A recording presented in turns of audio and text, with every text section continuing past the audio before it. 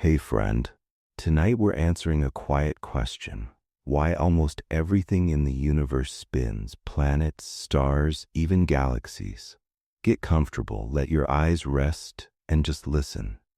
Because once you see the pattern, the whole cosmos feels calmer. Chapter 1. The universe doesn't prefer stillness. Look up at the night sky and almost everything you can name is in motion. The moon drifts across a background of stars. The stars themselves move, even if they move too slowly for a single human life to notice. Constellations are temporary patterns that only look permanent because change arrives on timescales we rarely witness. Even the darkness between the stars is not a frozen stage. It is filled with thin gas, scattered dust, and light traveling for immense stretches of time. On Earth, we learn a lesson about motion that is useful for daily life, but misleading for cosmic thinking. Roll a ball across the floor and it slows down and stops. Spin a top and it wobbles, loses speed, and falls. We live in a world thick with friction and drag, air resistance, contact forces, tiny deformations in materials, and constant sound and vibration. Organized motion is steadily converted into heat, and heat spreads into the surroundings. It becomes easy to feel that rest is the natural end state, and motion is something you must keep supplying. Physics points to a different default. In the absence of external forces, an object continues what it is already doing. If it is moving, it keeps moving. If it is rotating, it keeps rotating. This is not a poetic idea. It is a practical summary of what careful experiments show. The reason a rolling ball stops in your room is not that motion fades by itself. The reason is that the room is full of ways to take motion away. The floor pushes and pulls on the ball. The air tugs on it. Microscopic internal friction within the ball and the floor converts organized motion into disordered vibrations. The energy and momentum are not destroyed. They are transferred into the surrounding world in forms that are harder to recognize as motion. Space is not perfectly empty, yet it is extraordinarily gentle compared to a room on Earth. Between planets and stars there is plasma, a few atoms here and there, faint dust, and electromagnetic radiation. But the densities are so low that the breaking effects we take for granted are often negligible across the lifetimes of worlds. A satellite can keep orbiting because there is almost nothing to slow it. A planet can keep spinning because there is no ground under it to scrape away its rotation, and often very little atmosphere to act as a brake. A rotating star can maintain its spin for ages because there is no solid surface in contact with a resisting environment the way there is for spinning objects in everyday life. Even the idea of stillness becomes less absolute the closer you look. Put a book on a table and it feels at rest. Inside that book, atoms vibrate. At ordinary temperatures, those vibrations never truly cease. In the air around you, molecules dart in all directions. In a glass of water, molecules constantly rearrange. What we call rest is often an average. The object does not change its position in a way we can easily see, even though it is alive with microscopic motion. At the quantum scale, the concept of perfect classical stillness becomes more subtle again. Quantum systems are not described as tiny beads with exact positions and exact velocities pinned to a point. They are described by states with uncertainties and by lowest energy configurations that often retain what physicists call zero-point motion. The details depend on the system, but the theme is consistent. Nature does not generally allow every degree of freedom to be set to exactly zero motion in the way a classical picture might suggest. Even empty space is described in modern physics by fields, and those fields can have fluctuations. This does not mean the universe is chaotic at the deepest level. It means that absolute stillness is not the simplest baseline description. So when we ask why the universe is full of rotating things, one answer is simple. Motion is common, and it is difficult to erase. To turn motion into stillness, you must provide a pathway for momentum to leave the system. On Earth, pathways are abundant. In space, pathways are often scarce or slow. That alone makes long-lived motion look normal. But the universe does not merely move, it moves in organized ways. Planets spin around axes, moons orbit planets, rings and disks circle their central bodies. Stars rotate, galaxies turn as countless stars orbit within them. The persistence and organization of this motion is tied to conservation laws, especially conservation of angular momentum. Angular momentum is the quantity associated with rotation, including both spinning and orbiting. A planet circling its star carries angular momentum, even if you imagine the planet not rotating on its own axis. In a closed system, total angular momentum is conserved.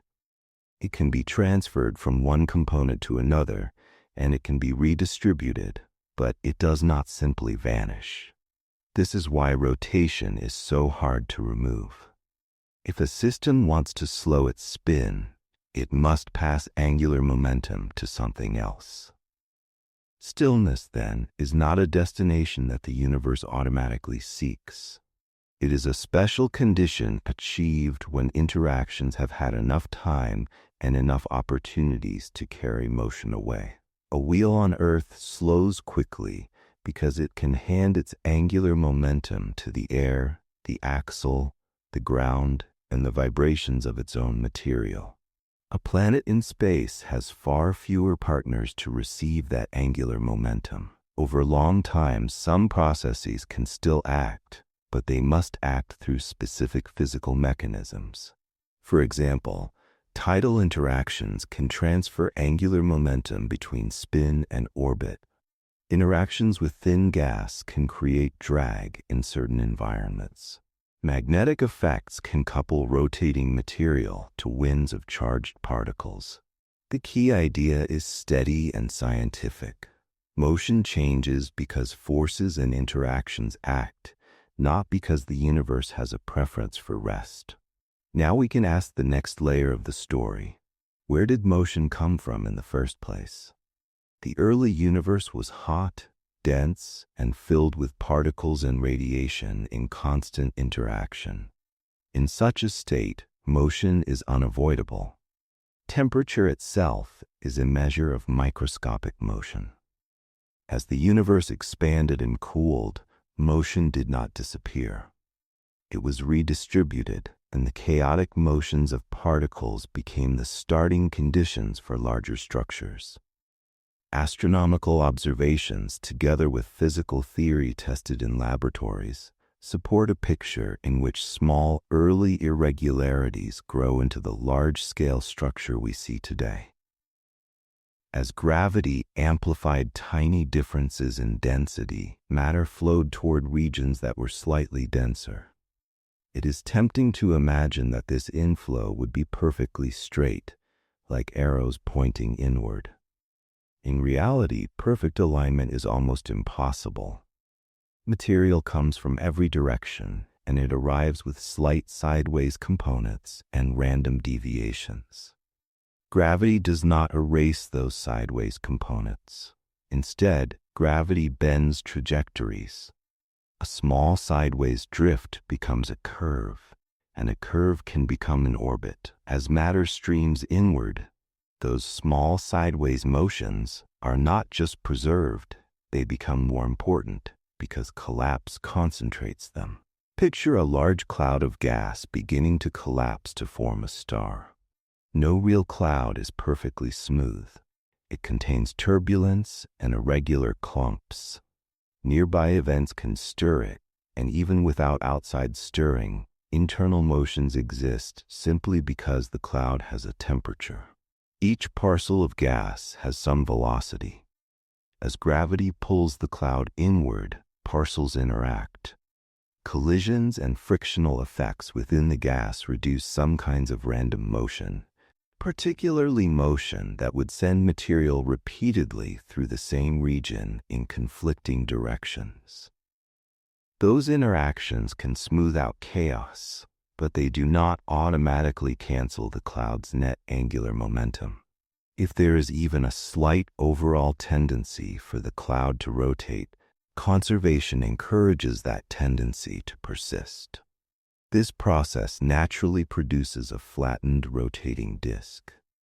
Motion that is strongly tilted away from the emerging plane tends to be damped by collisions, while motion within the plane can persist as coherent rotation. The disk is not an accident.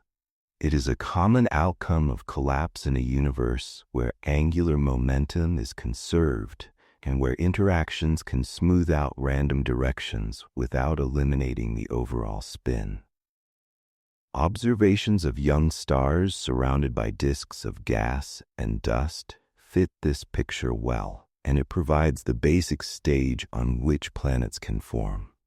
From such disks, planets are built. Dust grains collide, stick, and grow. Larger bodies stir the smaller ones, shaping orbits and clearing paths. Throughout the process, angular momentum is exchanged, but the total remains. The finished planetary system carries the memory of the disk's overall rotation. A planet's day, its tilt, and the direction of its orbit are records of accretion, impacts, and gravitational interactions during formation, written into motion. In later chapters, this will become a powerful way to think. Rotation is history you can measure. Stars follow a similar logic. A young star often spins rapidly because it forms from collapsing material that already had angular momentum. A star can slow down over time, but only through physical channels such as magnetic coupling to stellar winds or tidal interactions in close pairs. Even when a star slows, the angular momentum does not vanish. It is carried away into the surrounding space or passed into orbital motion. Again, the universe is not choosing stillness. It is following rules that constrain how motion can change. On larger scales, galaxies also gain spin as they grow. Neighboring structures tug on forming systems, producing gravitational torques that give them net angular momentum. Gas falling inward tends to settle into rotating structures, and mergers can reshape rotation without erasing the need to account for it. The details become richer and more complex, but the foundational idea remains. Motion is inherited, conserved, and organized by gravity. All of this helps explain why the cosmos can be dynamic and stable at the same time. Rotation and orbit provide support against direct collapse. They spread material into disks, delay infall, and create long-lived environments where structure can persist. The universe is not built from still objects that occasionally start moving. It is built from moving matter that sometimes finds stable patterns. For this first chapter, let the central idea settle in the simplest form. Motion is common. Stillness is a special case, usually created by friction, drag, and time. In the wide, thin spaces of the universe, motion survives. When gravity gathers matter, that surviving motion becomes organized into rotation and orbit. Spin is one of the ways the universe remembers its beginnings. And tonight, you can let that be reassuring. The turning above you is not hurried. It is patient and lawful, like a slow clock that never needs to be wound. Let your thoughts slow with it and allow the day to unwind until your mind feels as quiet as the space between the stars. Chapter 2, The First Push, Tiny Asymmetries After the Big Bang. Long before there were planets with day and night, or stars with rotating surfaces, the universe was already a place where perfect symmetry could not hold. This chapter is about that first, quiet departure from perfection. Not a dramatic shove, cosmic hand turning a wheel, but something more subtle. Tiny differences, seeded early, carried forward, and patiently amplified. In a universe ruled by gravity, even the smallest unevenness becomes consequential. Picture the early cosmos as smooth in the broadest sense. On very large scales, matter and energy were spread almost evenly, and space expanded in every direction. If that smoothness had been absolute, gravity would have had nothing to build with. A perfectly uniform universe offers no preferred downhill direction for matter to drift toward, because every place is identical to every other place. In such a cosmos, you could still have expansion, and you could still have microscopic motion in a hot plasma, but you would not form the rich hierarchy of structure that later fills the sky. Instead, the early universe contained tiny irregularities. They were not clumps in the everyday sense, and they were not rotating objects. They were minute differences in density and temperature from place to place, small enough that the universe still looked smooth on large scales, yet real enough that gravity could magnify them over time. This is not a story invented because it sounds elegant. It is supported by one of the most precise observational records in modern science.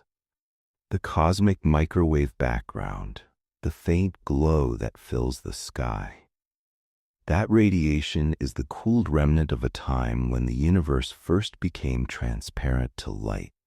When scientists map it with extraordinary precision, they find something striking. Its temperature is astonishingly uniform, yet not perfectly uniform.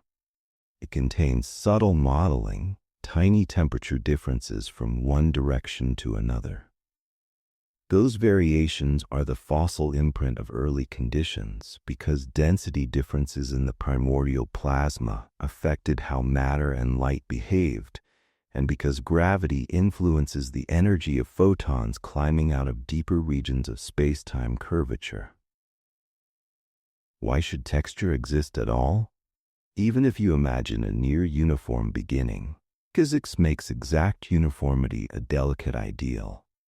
Early on, the universe was extremely hot. Heat is not merely a sensation, it corresponds to microscopic motion and microscopic randomness. In a hot plasma, particles and radiation interact constantly, and there is no mechanism that forces every region to share exactly the same microscopic arrangement at every moment. Quantum theory adds another layer. The world is described in terms of fields with inherent fluctuations, and in many physical settings, those fluctuations cannot be reduced to literal zero everywhere. The detailed origin of the earliest fluctuations is still an area of active research, but the broad picture is consistent across modern cosmology. The early universe began nearly uniform with small, statistically describable variations. As space expanded and cooled, those variations were carried forward. By the time the universe became transparent, their imprint was written into the microwave background. That map is not just a pretty picture. It is a quantitative blueprint showing the pattern of tiny overdensities and underdensities from which later structure would grow. Once you have tiny density differences, gravity provides the amplification. Gravity does not need a large head start. It is slow but persistent. A region that is slightly denser attracts surrounding matter a little more strongly than its neighbors. As matter drifts inward, the region becomes denser, and its pull strengthens. Growth competes with expansion, and it takes time, but the feedback is relentless. The universe can begin with a whisper of unevenness and, over immense durations, turn it into a landscape of wells and ridges. Early on, ordinary matter could not simply fall into every gravitational well. The universe began as a plasma, where electrons and atomic nuclei were separated, and photons scattered off charged particles constantly. Light and matter were tightly coupled, almost like a single fluid. When gravity tried to compress this fluid, radiation pressure resisted, and compression launched waves rather than immediate collapse. Those waves left a lasting imprint. In the later universe, we can detect their legacy as a characteristic pattern in the way galaxies and matter are distributed, a kind of memory of early acoustic behavior in the primordial plasma. As the universe expanded and cooled, it crossed a threshold where electrons could combine with nuclei to form neutral atoms. When that happened, photons had far fewer free charges to scatter from, and the universe became transparent. The photons released at that moment have been traveling ever since, gradually cooling with expansion until they reach us as the microwave background. From then onward, ordinary matter could fall more freely under gravity because radiation pressure no longer held it tightly to the photon bath. At that stage, the universe still did not contain spinning worlds. But the conditions that make later rotation common were already being established by the shape of the density field and the way matter began to move through it. A perfectly symmetric collapse would require each overdense region to be isolated and perfectly spherical, and it would require infall to arrive from all directions in exactly balanced fashion. Nature does not arrange itself that way.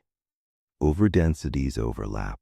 They are stretched and influenced by their neighbors, and the surrounding flow field is complicated even when the density contrasts are still small. As matter began to respond to the growing landscape, it did not stream inward along perfectly straight lines. Material often approached with a sideways component, because the gravitational pull was not perfectly centered and incoming streams were not perfectly aligned. Sideways components bend infall into curved paths and generate shear, meaning adjacent streams moving in different directions or at different speeds. Shear is a recipe for complex flow.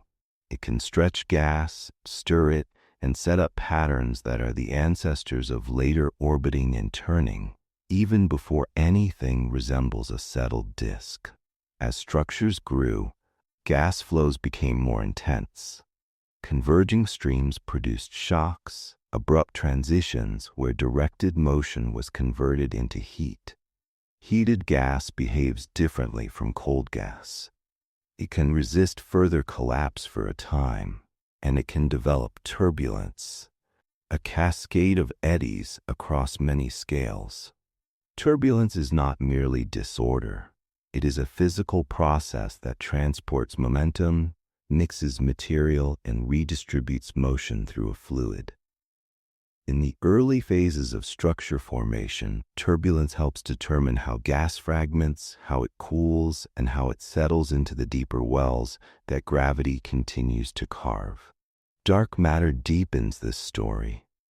While ordinary matter was coupled to radiation early on, dark matter could begin clumping earlier because it does not interact with light in the same way. It still responds to gravity, and it can form extended halos that grow by accretion and mergers. These halos act like invisible basins. When ordinary matter later becomes free to fall, it falls into wells shaped largely by dark matter. Because the wells are not perfect spheres, and because they are fed by filamentary flows, the infall is naturally asymmetric. An asymmetric infall is exactly the kind of situation that makes later turning hard to avoid. If you step back far enough, The universe's large-scale structure resembles a web. Observational surveys show filaments of galaxies and gas, sheets of matter, dense nodes where clusters form, and vast voids where matter is sparse. This cosmic web is the grown-up version of the early fluctuations. It is what you expect when small initial density differences are amplified by gravity over a very long time in an expanding universe. Within this web, matter streams along filaments into nodes. Streams collide, merge, and curve, and every one of those motions carries information about the original texture and the long gravitational evolution that followed. It is important to keep the timing clear. The microwave background does not show a sky filled with finished galaxies. It shows the seed pattern while it was still a gentle departure from the average. Rotation in the familiar sense emerges later, as the seed pattern becomes nonlinear and structures collapse, merge, and settle. What the microwave background gives us is the initial texture and the early dynamics that make later turning unsurprising. It tells us that the universe began with slight imbalance, and that slight imbalance is enough to start a cascade of organized structure. There is a restrained beauty in how little is required. The universe did not need a special spin setting switched on at birth. It needed only that the initial state not be perfectly smooth, and that the laws governing matter, radiation, and gravity remain consistent as the cosmos expanded and cooled. From that, complexity follows. Offsets appear, flows curve. Matter gathers into wells that are never perfectly symmetric. Later, when gas cools and begins to settle into long-lived structures, those early asymmetries become part of the reason turning and orbiting show up so naturally. The largest structures in the sky began as faint irregularities in a nearly featureless sea, which means the universe can grow complexity without demanding perfection at the start. Tonight, let that thought soften the day, and rest with the quiet confidence that small beginnings can still become something vast. Chapter 3. Conservation of Angular Momentum, the rule that makes rotation inevitable. If you want one principle that quietly explains why rotation shows up again and again in the universe, it is conservation of angular momentum. It is not a mystical force that makes things spin. It is a bookkeeping rule built into the structure of physics, the same kind of rule as conservation of energy or conservation of linear momentum. When a system is isolated from outside twisting influences, its total angular momentum does not change. It can move from one part of the system to another, it can shift between different forms of motion, but it cannot simply disappear. That single fact turns rotation from a curiosity into an expectation. To understand why, it helps to separate two ideas that look similar but behave differently. One is spin, like a planet turning around its own axis. The other is orbital motion, like a planet traveling around a star. Both are forms of angular momentum. The details differ, but the logic is the same. A rotating pattern of motion tends to persist unless something applies a net torque, meaning a net twisting influence, to change it. In space, where friction is weak and where objects can remain dynamically isolated for long times, this persistence becomes a dominant theme. In everyday life, you constantly see angular momentum being redirected rather than destroyed. A spinning bicycle wheel resists being tilted. A gyroscope can feel oddly stubborn in your hands. A figure skater spins faster when drawing arms inward and slower when extending them outward. In each case, the total angular momentum stays nearly the same. but its expression changes as the distribution of mass changes.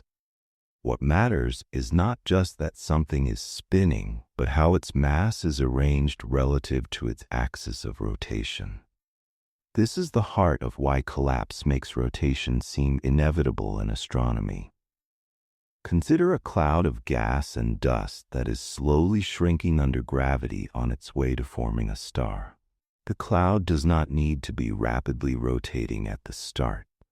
It only needs to have a tiny non-zero net angular momentum. That net can come from almost anywhere. Faint shear in the surrounding medium, the aftermath of nearby disturbances, the cumulative effect of small random motions that do not cancel perfectly. The key is that it does not have to be large, because collapse amplifies it.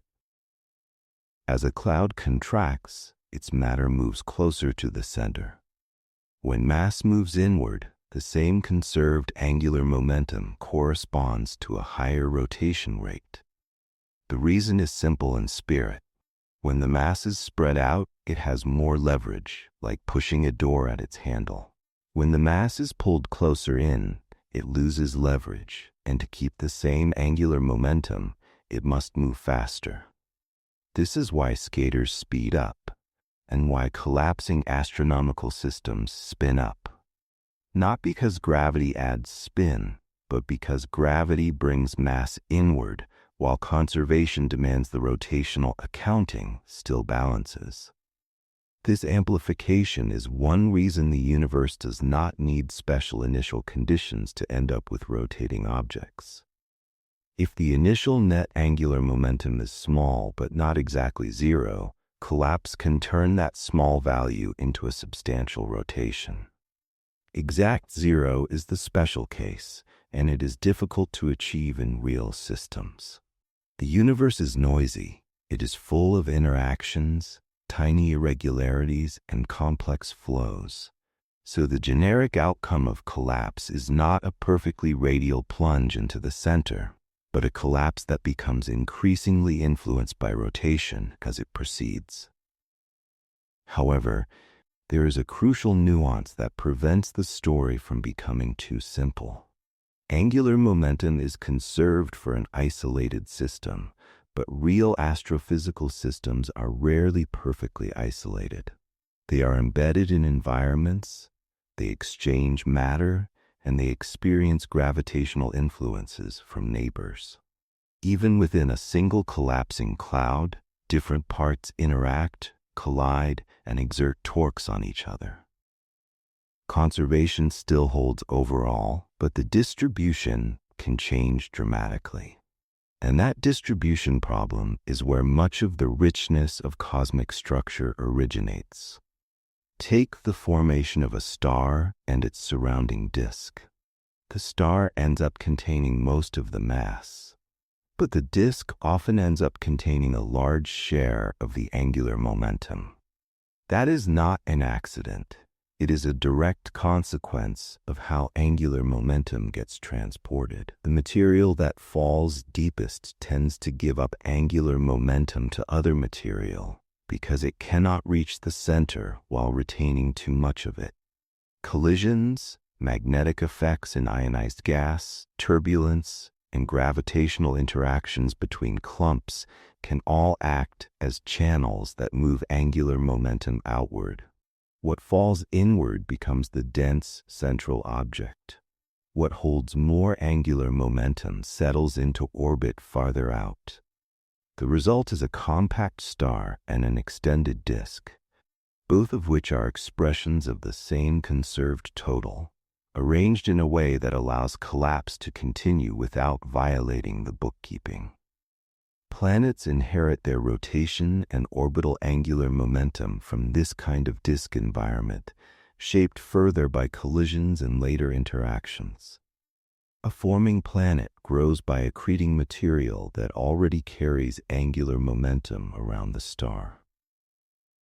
It can also be spun up or reoriented by major impacts. Over time, gravitational interactions among planets and between planets in the disk exchange angular momentum, Yet the overall budget is still conserved within the broader system, aside from slow losses through processes like radiation and escaping material. This is why rotation directions and speeds vary, but the presence of rotation itself remains common. Angular momentum also helps explain why many astronomical systems become flattened. A collapsing cloud that carries net angular momentum will not collapse equally in all directions. Motion along the rotation axis can proceed more directly inward, while motion in the plane perpendicular to the axis becomes increasingly dominated by rotation. Material with significant angular momentum tends to settle into a plane where it can orbit rather than plunge. Dissipative processes, especially in gas, damp motion that crosses the plane because such motion leads to collisions and heating. Orbiting within the plane can persist. Over time, the system becomes disk-like. It is a natural geometric consequence of rotation plus dissipation, not a design choice. Now zoom out to scales larger than single star systems. Galaxies rotate, and their rotation is tied to angular momentum acquired during formation and growth. The modern picture of galaxy formation includes gravitational torques from nearby structures as protogalactic regions grow within the cosmic web. As matter streams into forming halos, it does not arrive symmetrically. The asymmetry produces net angular momentum. As collapse continues, the angular momentum shapes the orbits of stars and gas. Gas, being dissipative, can settle into a relatively thin rotating disk, while stars, once formed, behave more like collisionless particles and can populate thicker structures.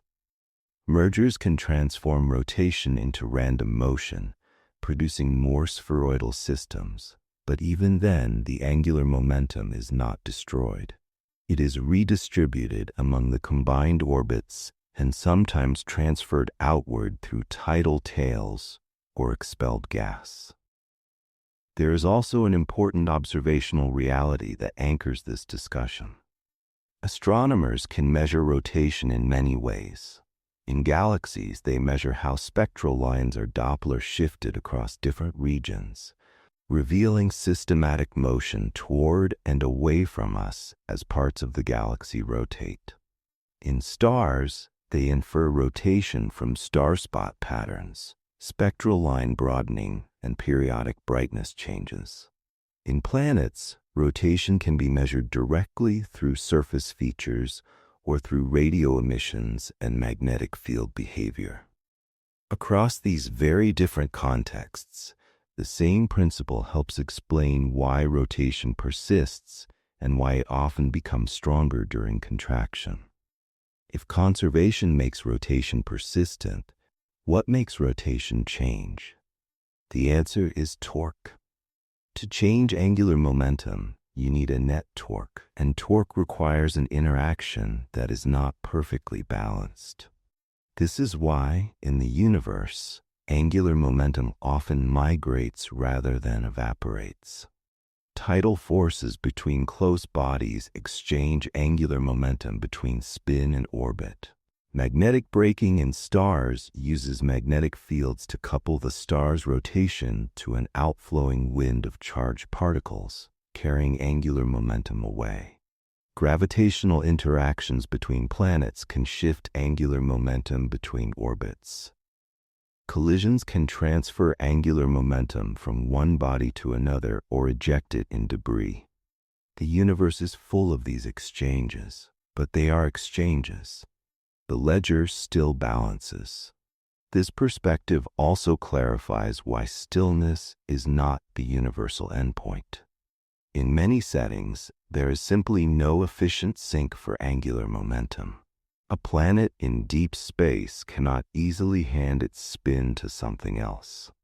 A star can lose some angular momentum through winds, but it will not become perfectly non-rotating in any practical time frame unless the process is exceptionally strong. A galaxy can change its rotation through mergers and interactions, but it does not generally settle into a state of absolute rest because the surrounding universe is not a frictional bath that drains motion away quickly. Motion persists, changes form, and carries forward. What makes angular momentum conservation feel so inevitable is that it is tied to symmetry. In physics, conservation laws often arise because of symmetries in nature. The conservation of linear momentum is connected to the fact that the laws of physics do not change from one place to another in empty space.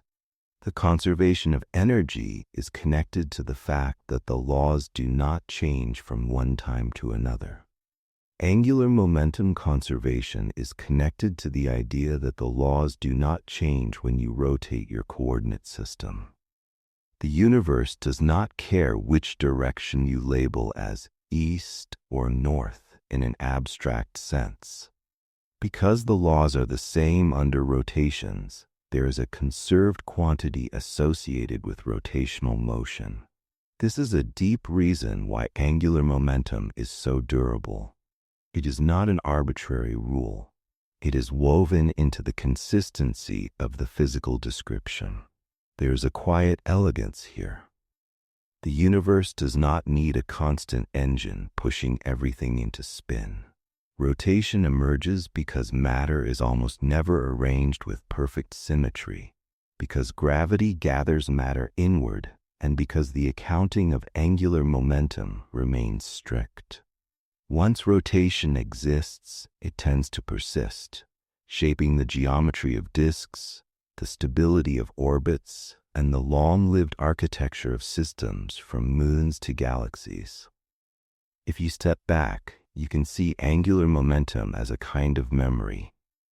It is not memory in the biological sense, but a conserved trace of past motions and past asymmetries.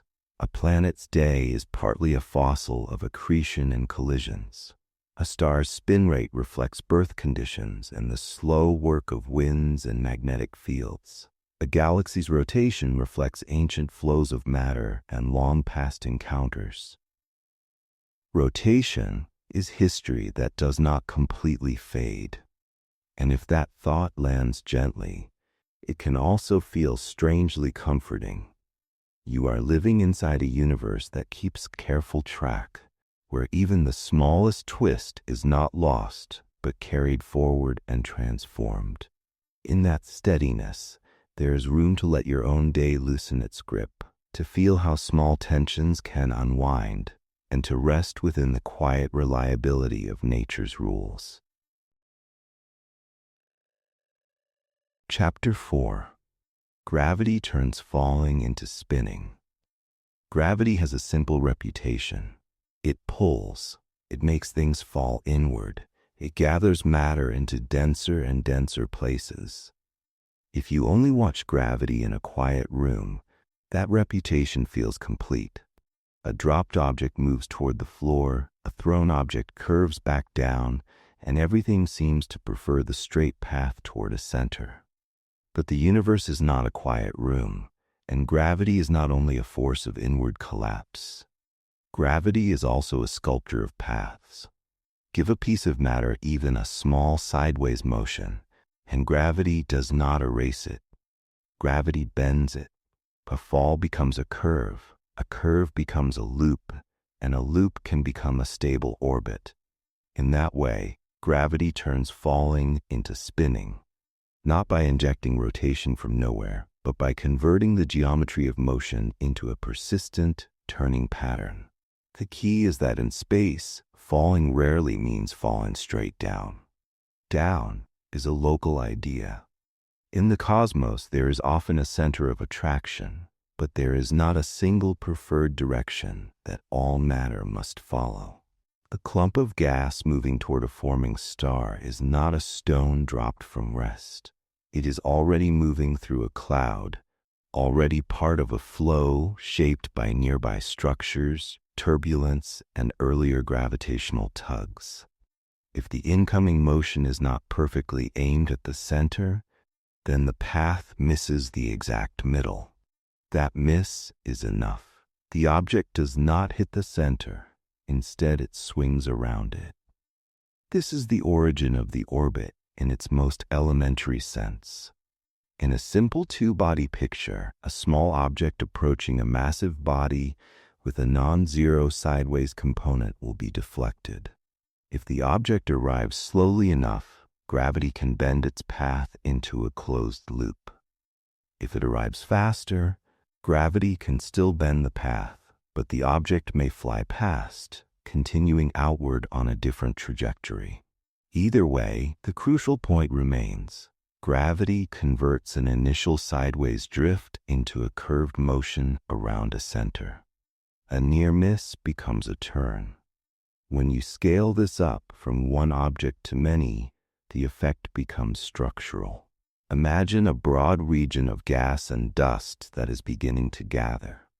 The gas does not fall in as a neat spherical shell.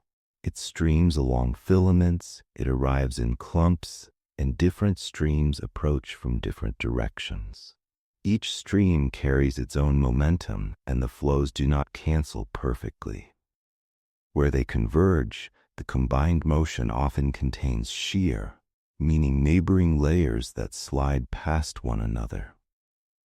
Shear is the beginning of spin in a fluid sense.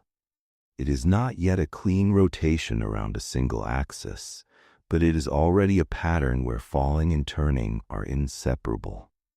As material continues to move inward, gravitational focusing makes the turning more pronounced. Gravity pulls trajectories toward the center, increasing the chance of interaction, collision, or close passage. In a gas, close passage is not just a geometric event. It means compression and heating. Collisions between streams create shocks that remove some of the chaotic head-on motion while leaving sideways motion comparatively intact. The gas loses energy through radiation, but it cannot as easily lose its sideways momentum without a torque. So as energy dissipates, the gas becomes more bound, yet its rotational character becomes more obvious. This is a subtle but crucial point. Dissipation helps matter settle, and gravity guides it inward, but the remaining sideways motion naturally organizes into orbiting flow. This is one reason disks appear so often in astronomy. A disk is not merely a flat shape, it is a dynamical solution. It allows matter to stay close to a central object without falling straight in. The disk is a compromise between gravity's inward pull and the sideways motion matter already has. In a disk, gravity constantly tries to pull material inward, while orbital motion constantly tries to carry it past the center. The result is a stable turning pattern that can persist for long periods. Even when the infalling matter is not gas but a collection of many objects, gravity still tends to convert falls into turns. Consider a swarm of solid bodies moving through a region where a central mass is growing. Each body has its own approach direction and speed. Few will be perfectly aimed at the center. Most will pass by with some offset. Gravity bends those paths into arcs.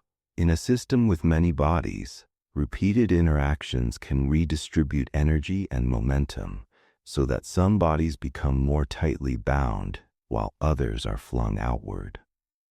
Over time, the population can develop a characteristic sense of orbiting motion around the dominant mass, simply because the orbits that survive are those compatible with the system's momentum budget and gravitational landscape.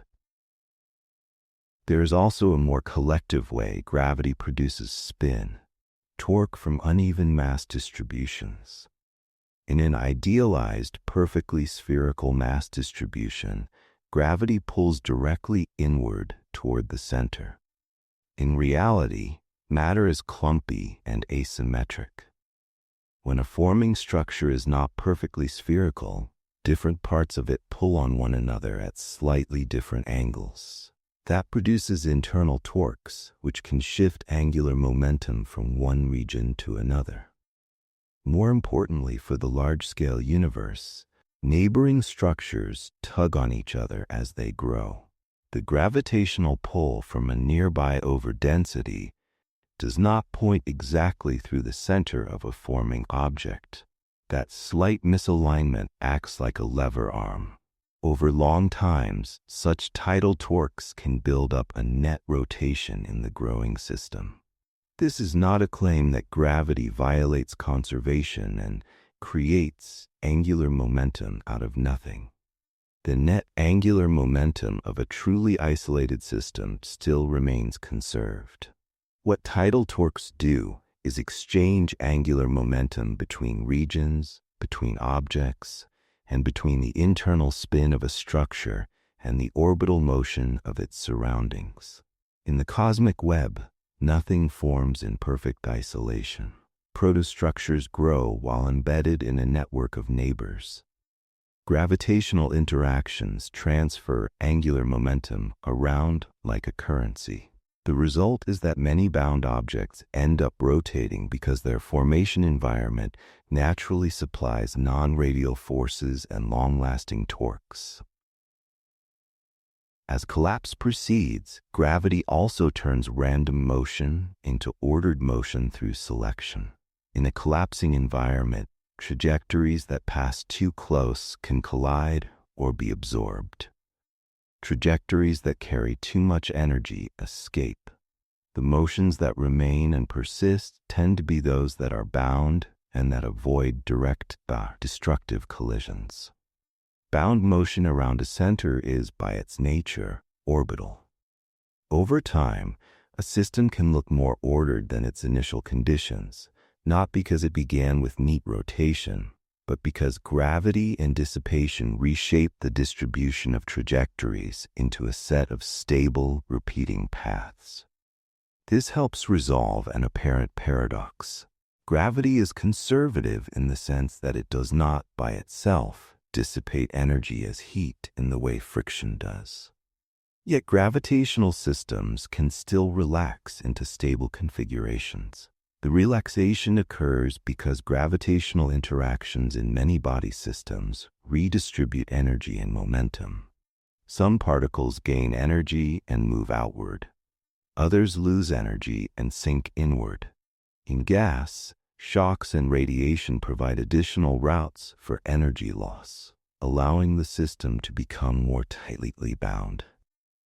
Throughout this process, the sideways components of motion are not wiped out. They become the foundation of the rotating, orbiting structure that emerges. You can see this logic in the birth environment of stars. A star forms inside a cloud that is already in motion, often stirred by earlier generations of stellar activity. Gravity gathers a region of the cloud, but the gathering is never perfectly radial. As material flows inward, it develops a preferred plane and an accretion disk forms. That disk is the place where gravity most clearly turns falling into spinning. Gas in the disk is constantly trying to fall inward, but it must shed angular momentum to do so.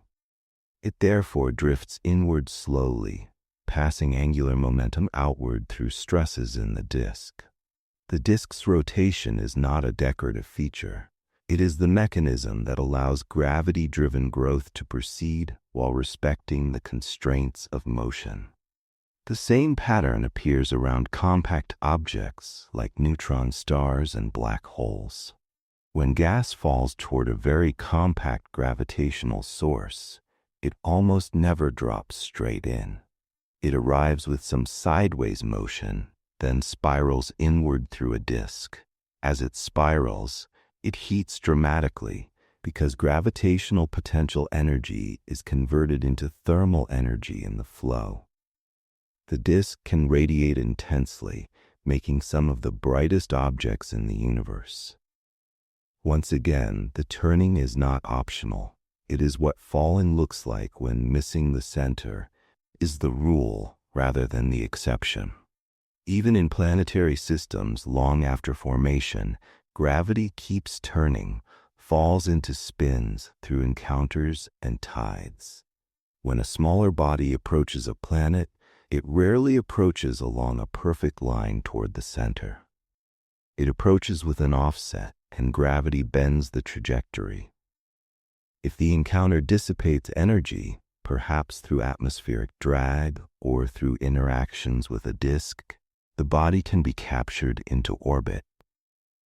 If it is not captured, it still swings by and departs, often trading energy and momentum with the planet in a three-body context where the sun or other bodies participate. These interactions can alter orbits and subtly reshape the distribution of angular momentum within the system, preserving the overall accounting while changing local motion. At the scale of galaxies, the same theme repeats in grander form. Matter streams along filaments into the deepening wells of dark matter halos. The streams are not perfectly aligned, so infall carries a sideways component. Neighboring halos exert tidal pulls, twisting the infalling flows. Over cosmic time, the assembled galaxy inherits a net spin and a characteristic orbital architecture for its stars and gas. If the galaxy is gas-rich and relatively undisturbed, the gas can settle into a rotating disk. If the galaxy suffers major mergers, the ordered rotation can be transformed into a more random motion of stars. Yet even then, the combined system still carries angular momentum, now expressed in the orbits of many stars rather than in a single thin disk. So gravity does not merely pull matter inward, it bends trajectories into arcs. It favors orbits when there is any sideways motion at all. It organizes flows into rotating structures when dissipation removes energy but leaves the momentum constraints intact. It enables torques through asymmetry and environment, exchanging angular momentum among neighbors. In a universe where perfect alignment is rare, gravity makes turning a natural outcome of falling. This chapter also sets up an important emotional contrast that can be soothing when you let it settle. The universe is not a place where everything must crash into everything else. Gravity could have made a cosmos of constant impacts and quick endings. Instead, gravity also makes stable motion possible. Orbits are a kind of peace treaty between motion and attraction, a way to remain close without being consumed. And there is a quiet reflection hidden in that. Much of what exists in the universe does not survive by resisting gravity, but by moving with it in a balanced way. For a moment, you are part of that same universe of curved paths and steady turning, and it is enough to let the day's sharp edges soften, knowing that even falling can become a kind of gentle orbit. Chapter 5. From Clouds to Disks, Why Planets Form in Spinning Pancakes. A planet begins long before it has a surface, an atmosphere, or a name. It begins as a faint preference in a cold, sparse cloud, a slight tendency for the cloud to turn as gravity gathers it. That preference does not look like a disk at first. It looks like disorder, like turbulence, like drifting gas and dust with no obvious plan. Yet again and again, nature guides that drifting material into one of the most recognizable shapes in astronomy, a rotating, flattened disk. Planets form inside these disks, not because disks are fashionable, but because disks are what gravity and angular momentum produce when matter is allowed to cool, collide, and settle. The clouds that give birth to stars and planets are molecular clouds, enormous regions of interstellar gas, cold enough for molecules to survive. They are not perfectly still. They contain internal turbulence and motions stirred by nearby stellar winds, shock waves from supernovae, and the slow shearing of the galaxy itself. These clouds are also threaded by magnetic fields. The fields are typically weak in a human sense, yet important because the gas is partly ionized. Charged particles feel magnetic forces, and because charged particles collide with neutral ones, magnetic effects can influence the bulk flow of the cloud. Star formation begins when a region of the cloud becomes gravitationally unstable. Cooling matters because gravity gathers material, which raises pressure and temperature, and the cloud must be able to radiate heat away in order to keep collapsing. In cold molecular clouds, energy can be radiated through molecular line emission and through dust grains that absorb energy and re-radiate it.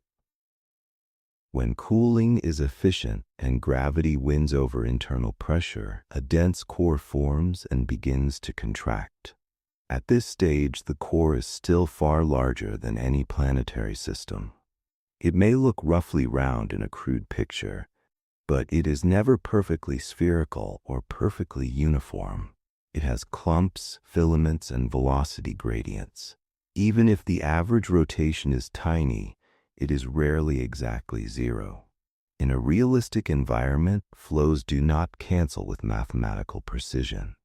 When gravity compresses the core, that small net angular momentum becomes increasingly important. As the core shrinks, the same angular momentum corresponds to a higher rotation rate, and the collapse begins to change character. The center wants to become denser, but rotation provides a kind of sideways support. Material can continue falling inward along the rotation axis more directly, yet in the equatorial region, the inward path becomes a spiral rather than a straight plunge. This is the physical birth of the disk. The system naturally develops a preferred plane perpendicular to the rotation axis. Gas approaching from above and below that plane collides and shocks, losing energy and settling closer to the midplane. Motions that cross the plane are damped because they lead to collisions and heating. Motions within the plane can persist as orbiting flow. Over time, the collapsing envelope feeds material into a flattened structure that rotates around the central concentration. What begins as a thick, messy, rotating flow becomes, under the combined effects of gravity and dissipation, a disk. The central concentration grows into a protostar. It is not yet a stable star in the familiar sense. It is a hot, dense object, powered mainly by gravitational contraction. Around it, the disk holds gas and dust. Observations strongly support this picture. Astronomers routinely detect disks around young stellar objects, and with modern instruments, they can even see striking ring-like and gap-like structures in some disks, signs that planets may already be shaping the material while the star is still young. The disks are not theoretical decorations. They are the expected outcome of collapse under angular momentum conservation, and they are observed throughout star-forming regions in our galaxy. The disk is not a static plate. It is a living flow.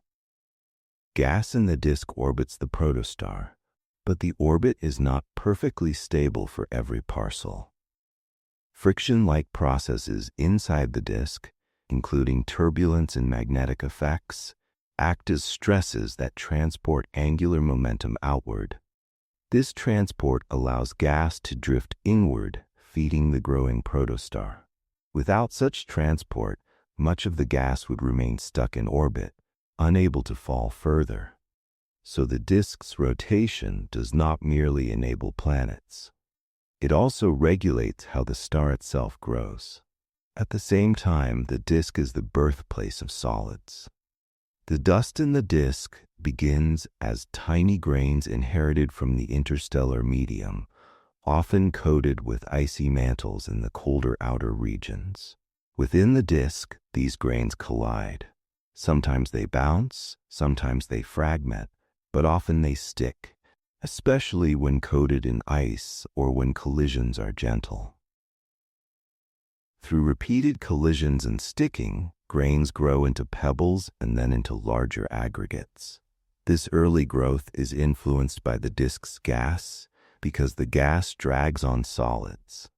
That drag can cause solids to drift inward, and it can also cause particles of certain sizes to concentrate in specific regions, especially near pressure bumps where the gas flow changes. This interaction between gas and dust is one reason disks are such fertile places for planet formation. The disk provides a dense environment where collisions are frequent, and it provides an organized geometry that keeps material in roughly the same plane, increasing the chance that solids meet and grow. In a spherical cloud, particles would have far more ways to miss each other. In a disk, paths are constrained. Orbits are crowded into a flatter layer. Growth becomes more likely. As solids grow, gravity begins to matter in a new way. Small grains are dominated by collisions and gas drag. Larger bodies begin to attract each other gravitationally.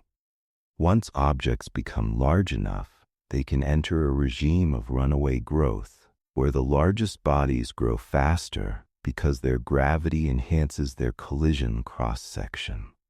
This leads to the emergence of planetesimals and protoplanets.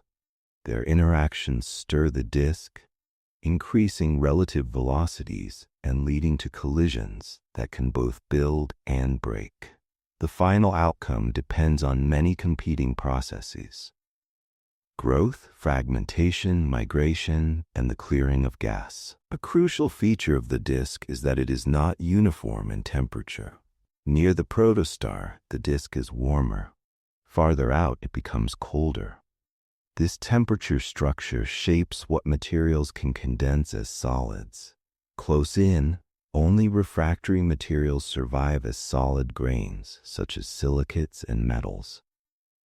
Farther out, more volatile compounds can freeze into ices, increasing the amount of solid material available. This difference in solid inventory helps explain why rocky planets tend to form closer to their star, and why giant planets, which need large solid cores quickly to attract significant gas, are favored farther out where ices are abundant.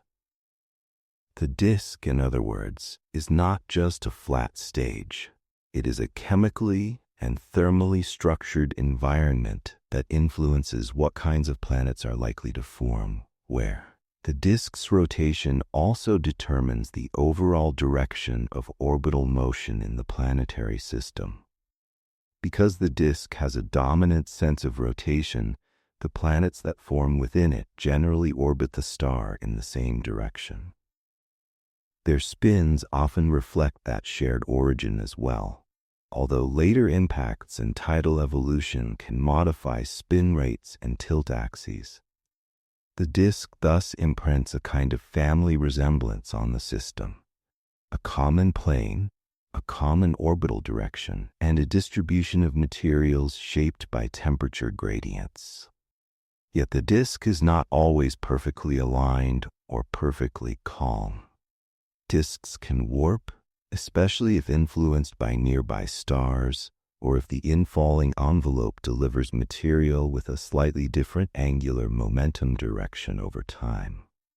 Turbulence can create eddies and local pressure structures. Magnetic fields can generate instabilities that stir the gas.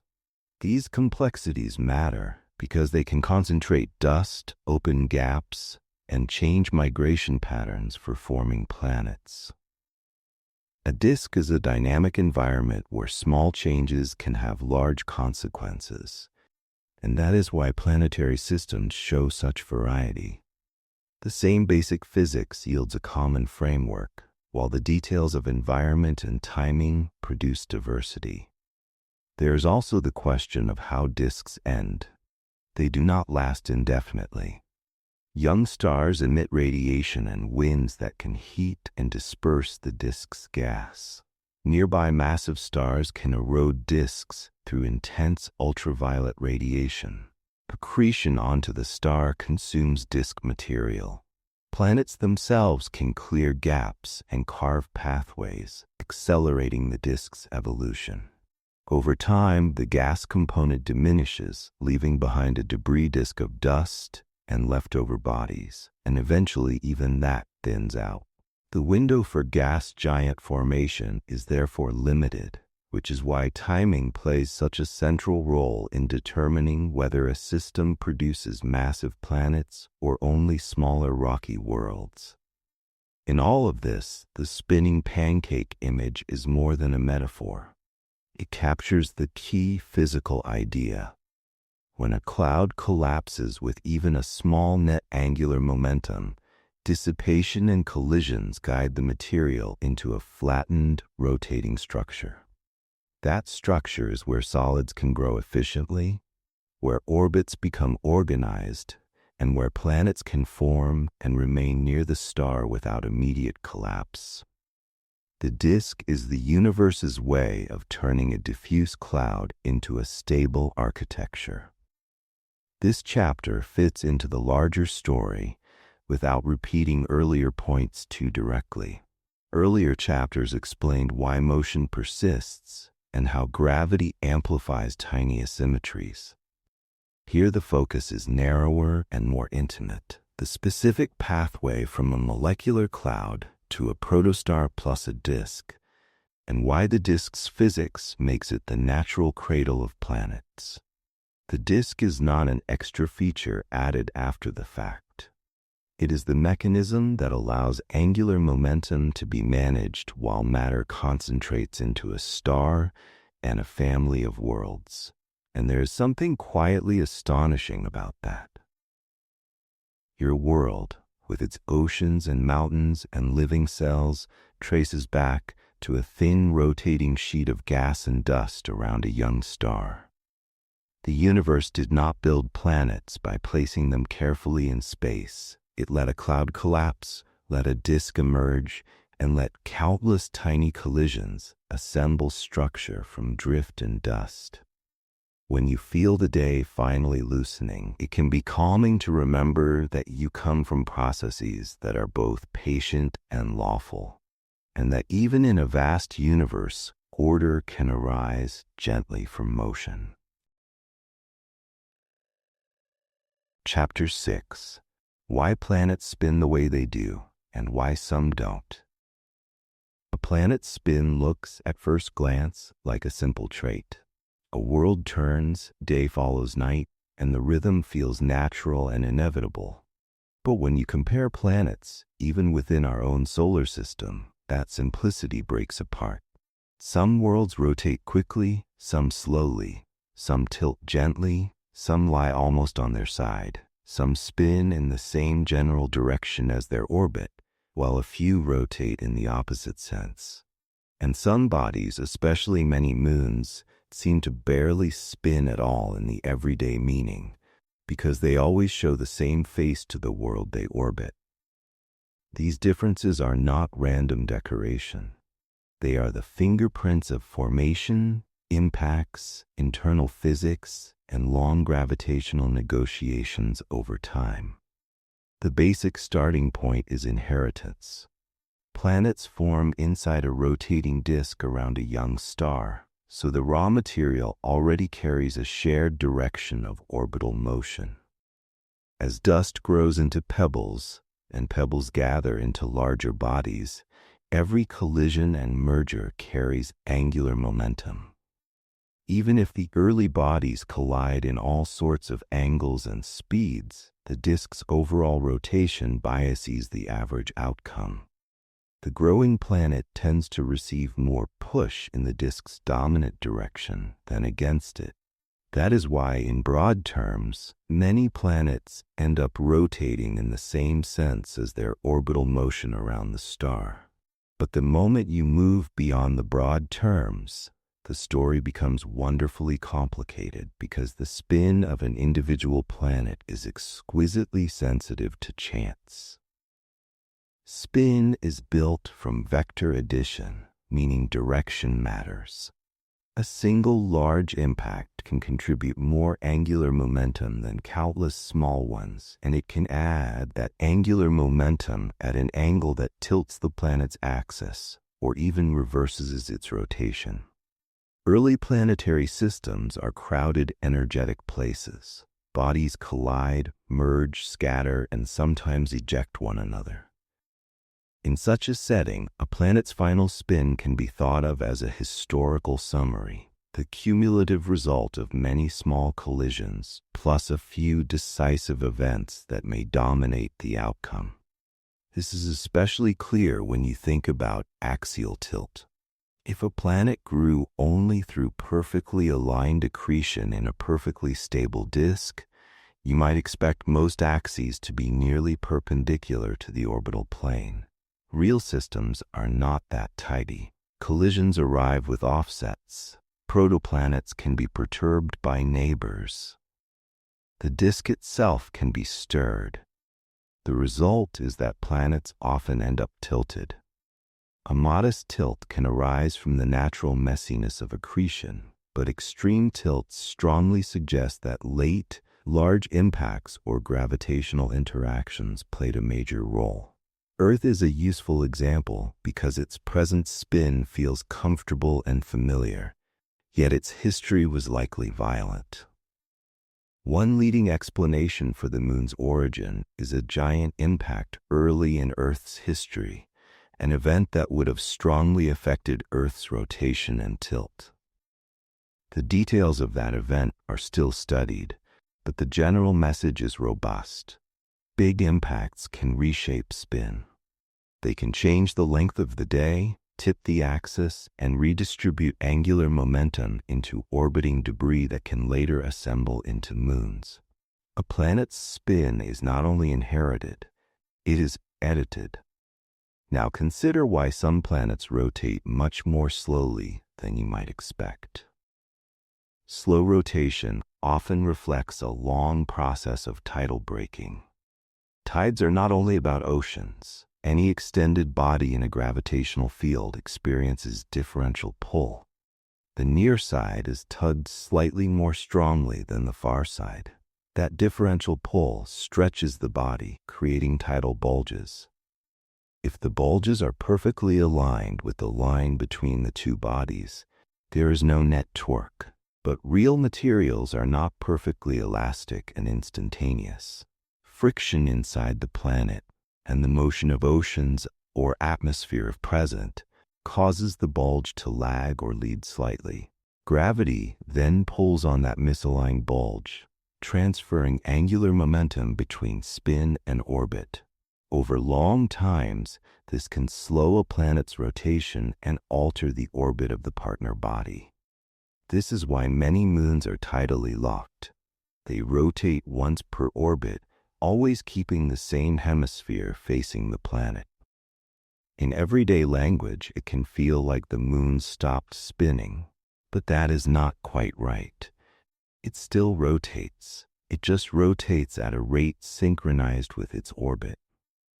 The reason this configuration is common is that it is a stable end state of tidal evolution for many systems. Once synchrony is reached, the tidal torque largely vanishes, and the configuration can persist for immense times. Tides can also influence planets, especially those close to their stars.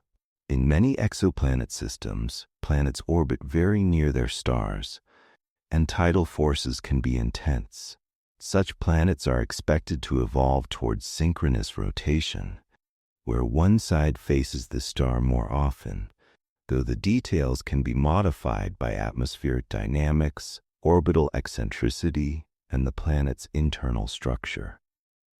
In our own solar system, Mercury provides a subtle variation. It is not tidally locked in the simplest one-to-one way, but it is caught in a spin-orbit resonance that reflects the combined influence of tides and its slightly elongated orbit.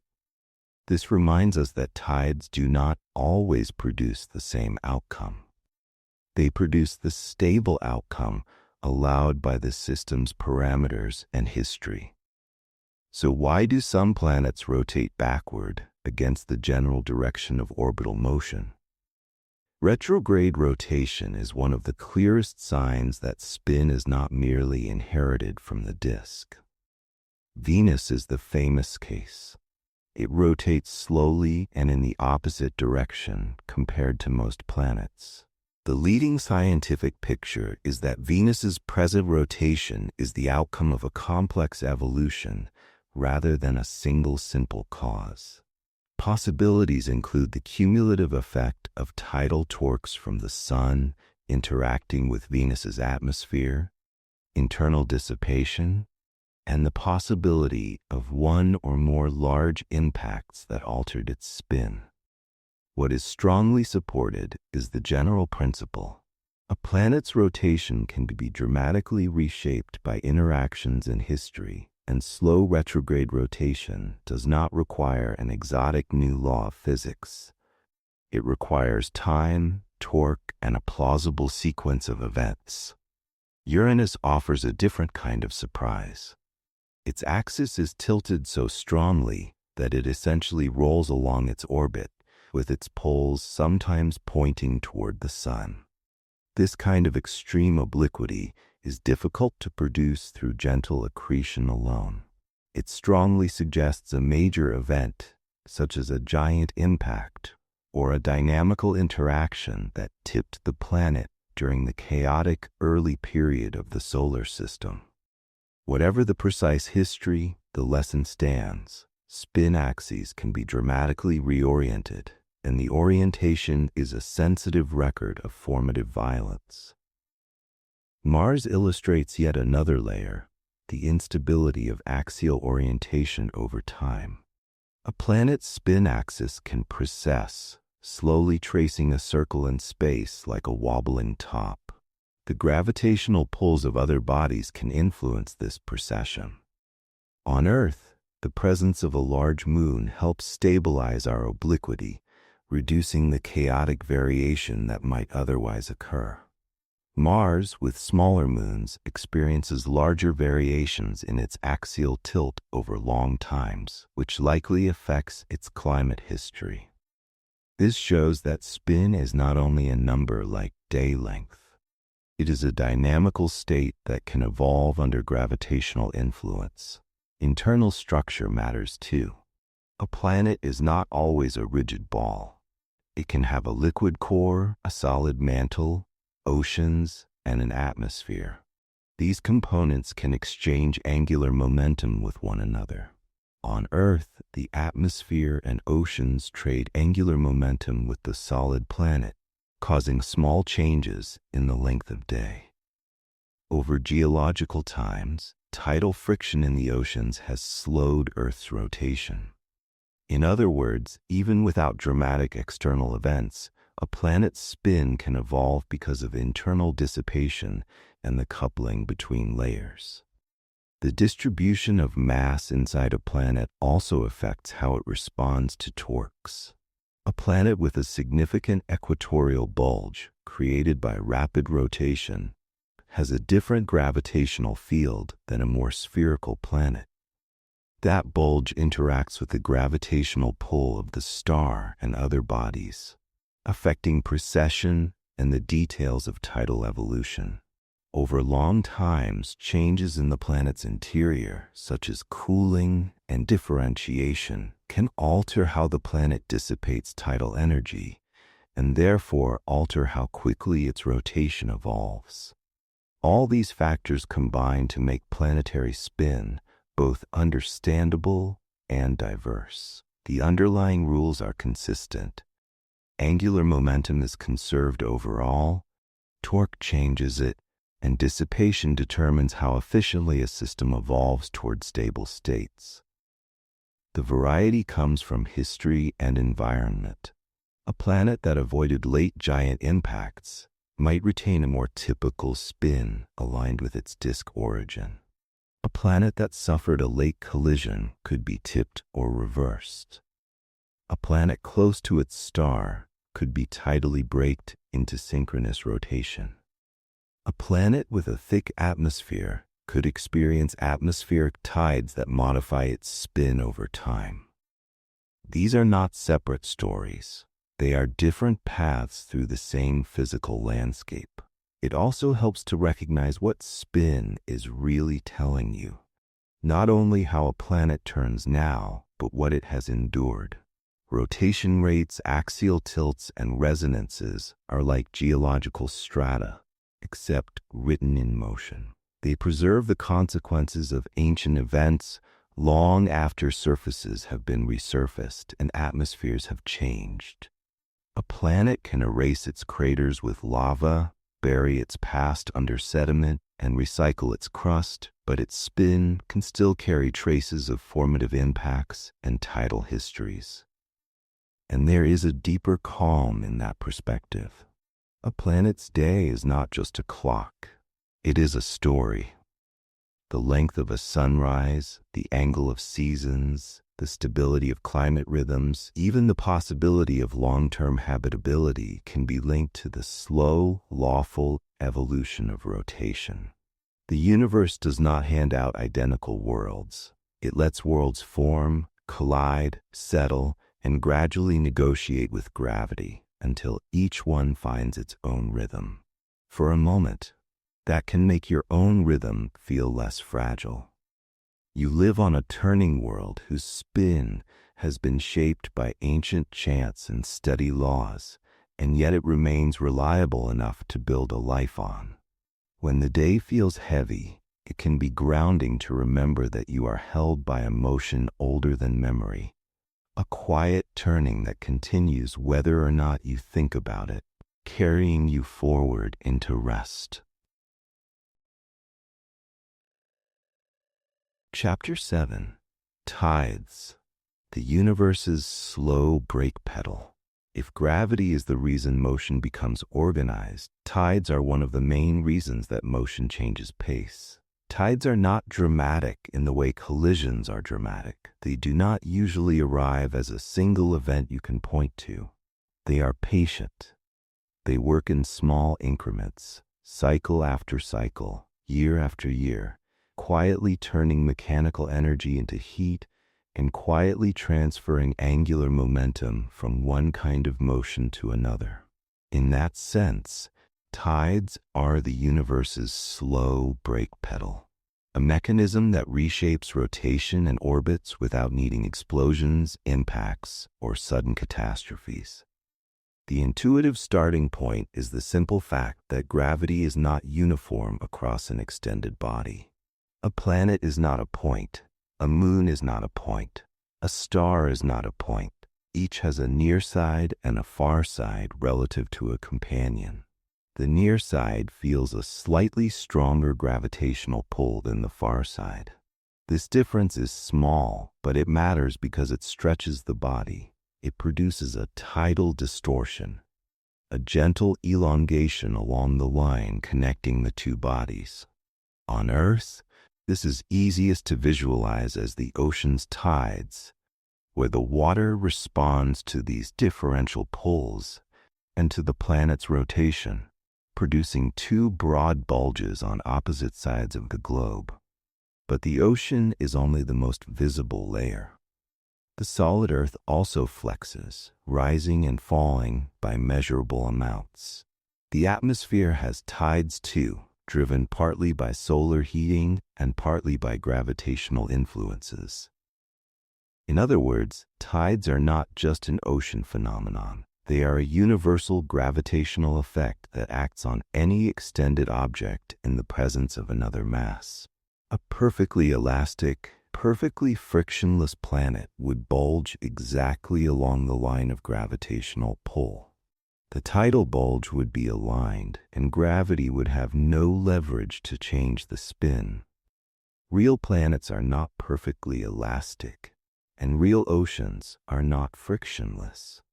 There is internal friction in rock, there is viscosity in liquid layers, and there are complicated flow patterns that rub against coastlines and seabeds. These dissipative effects cause the tidal bulge to be slightly misaligned. If a planet rotates faster than the orbital motion of its companion, the bulges drag slightly ahead of the line connecting the centers. If the planet rotates slower, the bulge lags behind. That small angular offset is everything. Once the bulge is misaligned, gravity pulls on it. The companion's gravity tries to straighten the bulge back toward alignment, and in doing so, it exerts a torque. That torque changes the planet's rotation. At the same time, the torque acts on the orbit because every action has a reaction. Angular momentum is exchanged between spin and orbital motion. Energy is dissipated as heat. The system evolves. On Earth, this process is happening right now. Our planet rotates once per day, while the moon orbits more slowly. Because Earth rotates faster than the moon orbits, the main tidal bulge is carried slightly ahead of the Earth-Moon line. The moon's gravity pulls backward on that bulge, applying a braking torque to Earth's rotation. Earth's day lengthens by a tiny amount over time. The bulge also pulls forward on the moon, giving it a slight boost in orbital energy and angular momentum. The moon gradually moves farther away. This is not speculation. It is measured with high precision using laser ranging experiments. The tidal interaction is a long-term transfer. Earth's spin slows and the moon's orbit expands. Notice the character of this process. It does not erase angular momentum. It redistributes it. The total angular momentum of the Earth-Moon system remains essentially conserved, aside from extremely small losses to radiation and other subtle effects. What tides do is move angular momentum from the spin of the primary body into the orbit of the companion, while converting some mechanical energy into heat. That heat is not wasted in a cosmic sense. It becomes part of the thermal life of the bodies involved. In some worlds, tidal heating is so strong that it becomes a primary energy source. This is where tides become more than a brake pedal. They can also be an engine, in the sense that they can maintain internal activity. The most famous example in our solar system is the volcanic moon Io, which orbits Jupiter.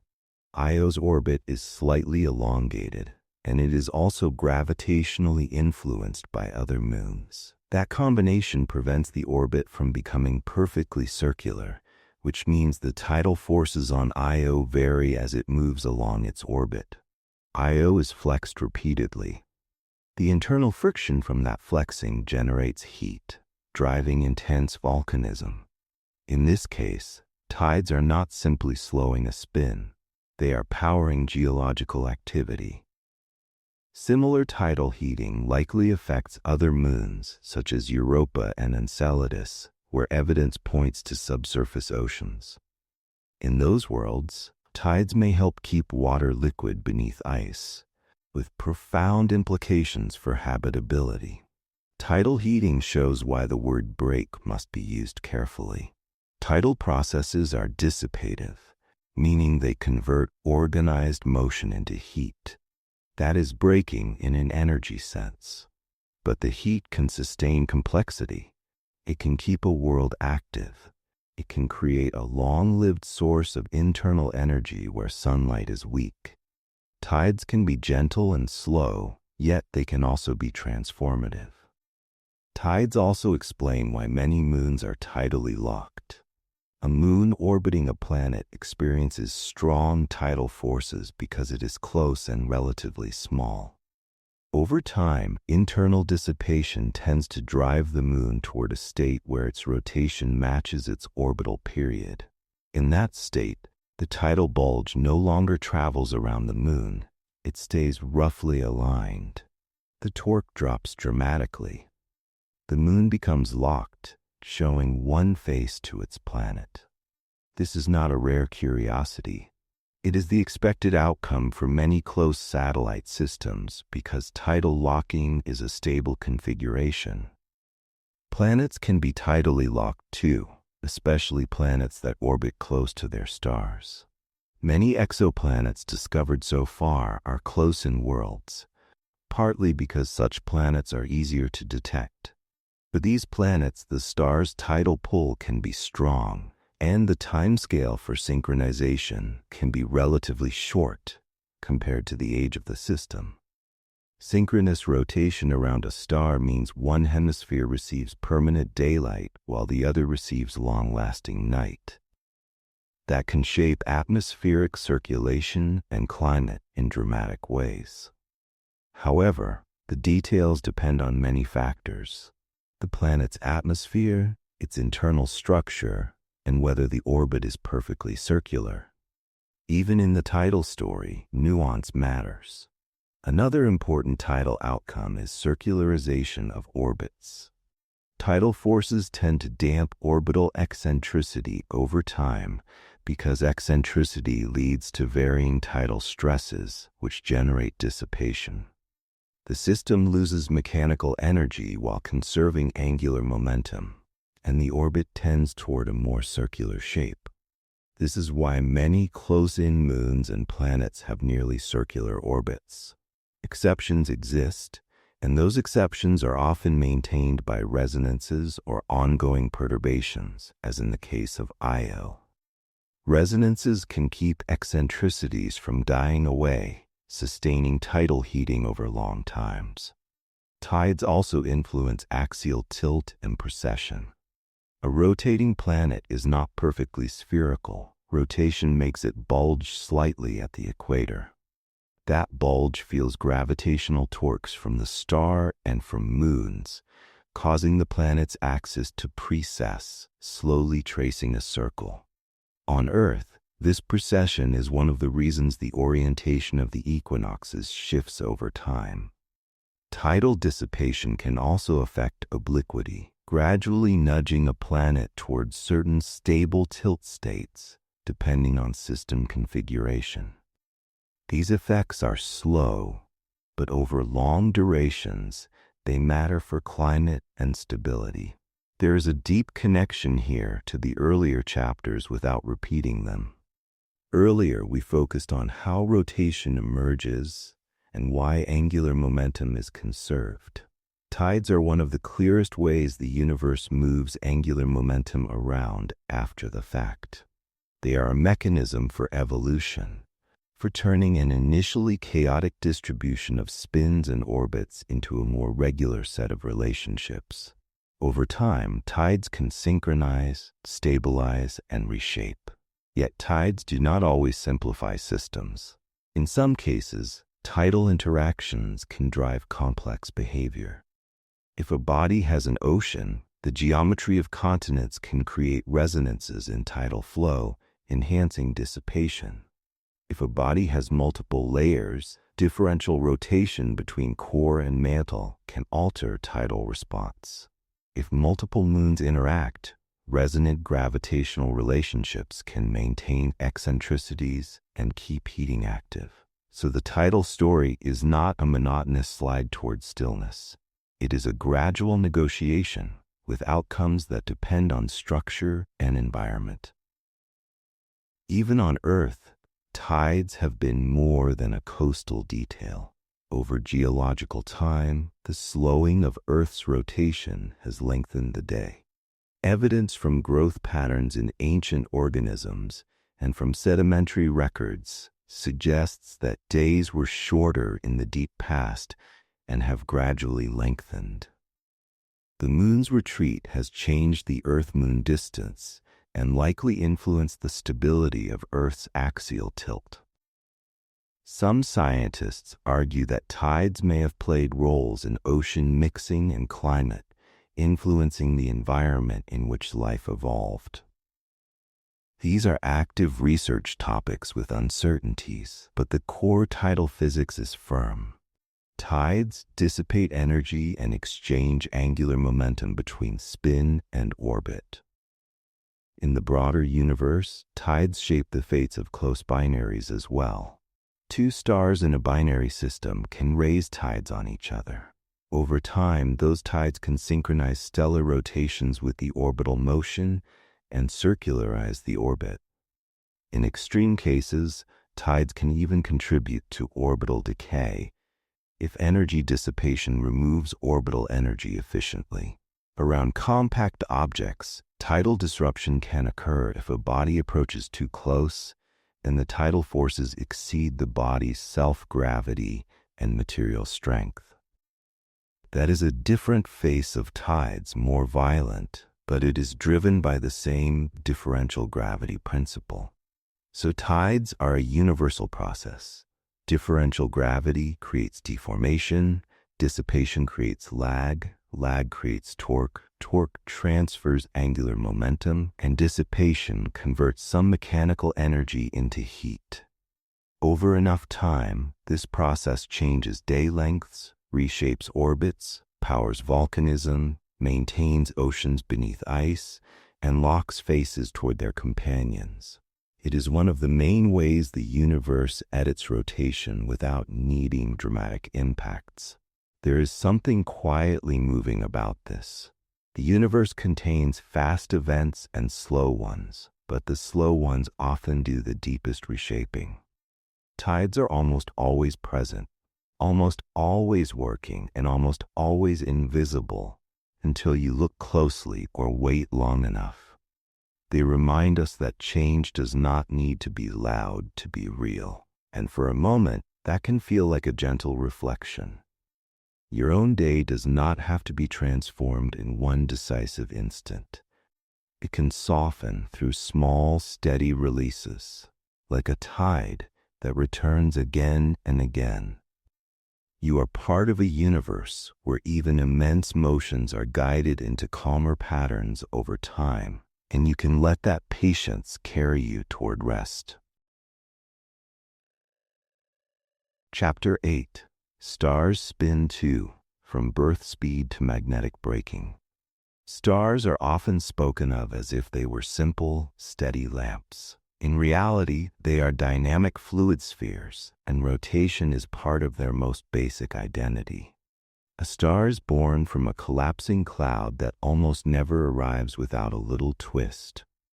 As the protostar contracts, that twist is amplified, and young stars commonly rotate far faster than the mature stars we see in calm middle age. Yet many stars do not keep that youthful speed. Over time, a different set of processes takes over, and the star's rotation can slow. The most important of these processes is magnetic braking, a slow drain of angular momentum carried away by magnetized stellar winds. In this chapter, the story is not only that stars spin, but that stars learn to change their spin through physics written into plasma and fields. The beginning of a star's rotation is a matter of inheritance and collapse. When a dense region of a molecular cloud contracts under gravity, it carries whatever net angular momentum it has. As the material falls inward, the same angular momentum must be expressed at smaller and smaller radii, so the rotation rate increases. The newborn protostar can therefore spin rapidly. In the earliest phases, much of the mass still arrives through a surrounding disk, and that disk is itself rotating. Accretion transfers not only mass, but also angular momentum. If the star simply swallowed everything without limit, it could be spun up to extreme rotation, approaching a point where centrifugal effects would significantly oppose gravity at the equator. Nature rarely allows that to happen, because angular momentum is not only inherited, it is regulated. One reason it is regulated is that young stars are not isolated balls of gas. They are coupled to their disks and their environments. The region near a young star is often threaded by magnetic fields. Those fields can link the star to the inner disk, allowing torques to act between them. In simple terms, the magnetic field can behave like a set of invisible ropes anchored in the rotating star and interacting with the disk. This coupling can either spin the star up or spin it down depending on the relative rotation rates of star and disk at different radii. The details are still actively studied, but the overall outcome is clear. Star-disk interactions can moderate rotation during early evolution, preventing many young stars from reaching the most extreme spin rates that pure collapse and accretion might otherwise produce. Rotation in a star is also not necessarily rigid. A star is a fluid, and different latitudes and depths can rotate at different speeds. Our Sun demonstrates this vividly. The equator rotates faster than the poles, a phenomenon called differential rotation. This is not a minor detail. Differential rotation is one of the essential ingredients for generating magnetic fields through dynamo action. In the Sun, hot plasma rises and cool plasma sinks, creating convection. Convection combined with rotation organizes flows, and those flows can amplify and maintain magnetic fields. The fields are not static. They evolve, twist, reconnect, and produce the cycles of activity observed as sunspots, flares, and changes in the solar magnetic pattern over time. In many stars, especially cool stars with convective outer layers, the magnetic dynamo and rotation are tightly linked. Faster rotation generally strengthens magnetic activity, and stronger magnetic activity generally increases the effectiveness of angular momentum loss through winds. That creates a feedback loop that helps stars slow down as they age. The mechanism works like this.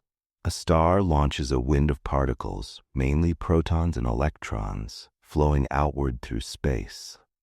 If the star had no magnetic field, the wind would still carry away mass, but it would not carry away angular momentum very efficiently. With a magnetic field, the story changes.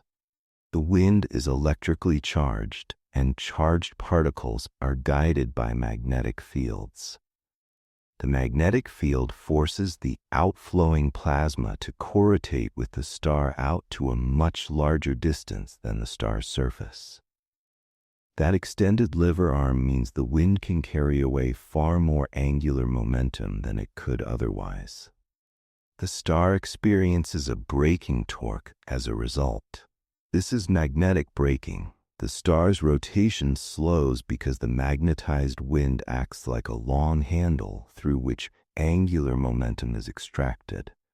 The star is not losing angular momentum in the sense of braking conservation. It is transferring angular momentum from its rotation to the outflowing plasma, which then carries it away into interstellar space. The total angular momentum of the broader system is conserved, but the star itself spins down. Observations support this picture strongly. In star clusters, where many stars formed at roughly the same time, astronomers can measure rotation periods through periodic brightness changes caused by star spots rotating in and out of view. These measurements show that young stars tend to rotate faster, with a wide range of rotation rates, while older stars in the same mass range tend to rotate more slowly, and the spread narrows. The existence of a systematic slowdown with age is one of the key empirical pillars behind the magnetic braking model. It also leads to a useful technique called gyrochronology, where a star's rotation can be used with caution and calibration as an indicator of age. But the slowdown is not identical for all stars. Mass matters because internal structure matters. Very massive stars have different outer layers, often dominated by radiation rather than convection, and their wings can be driven strongly by radiation pressure on ions. Such stars can lose substantial mass and angular momentum through powerful winds, but the details of their magnetic fields and braking can differ from those of Sun-like stars. Very low-mass stars can be fully convective, altering dynamo behavior and spin evolution in ways that are still being refined. In general, the relationship between rotation, magnetism, and age depends on the star's mass, composition, and evolutionary stage. Rotation also changes as stars evolve. During the main stable phase of a sun-like star, the star's radius is relatively steady, and magnetic braking tends to dominate long-term spin evolution, gradually slowing rotation. Later, as a star evolves into a giant and its radius expands enormously, the distribution of angular momentum changes. If angular momentum were perfectly conserved within the star without transport, expansion would slow the surface rotation dramatically. In reality, angular momentum is transported between layers by internal processes, including waves and instabilities, and the core and envelope can rotate at different rates. Observations of oscillations in stars, a field known as astroseismology, reveal that many evolved stars have cores rotating faster than their envelopes. This tells us that angular momentum transport inside stars is a rich and ongoing story, not a settled, simple picture. Young stars also display dramatic variability in rotation and activity, partly because their magnetic fields can be strong and complex, and partly because accretion itself can be episodic. Accretion streams can connect to the star along magnetic field lines, impacting the surface and generating hotspots. These hotspots can create brightness variations that help measure rotation. At the same time, magnetically driven outflows can remove angular momentum from both the star and the disk.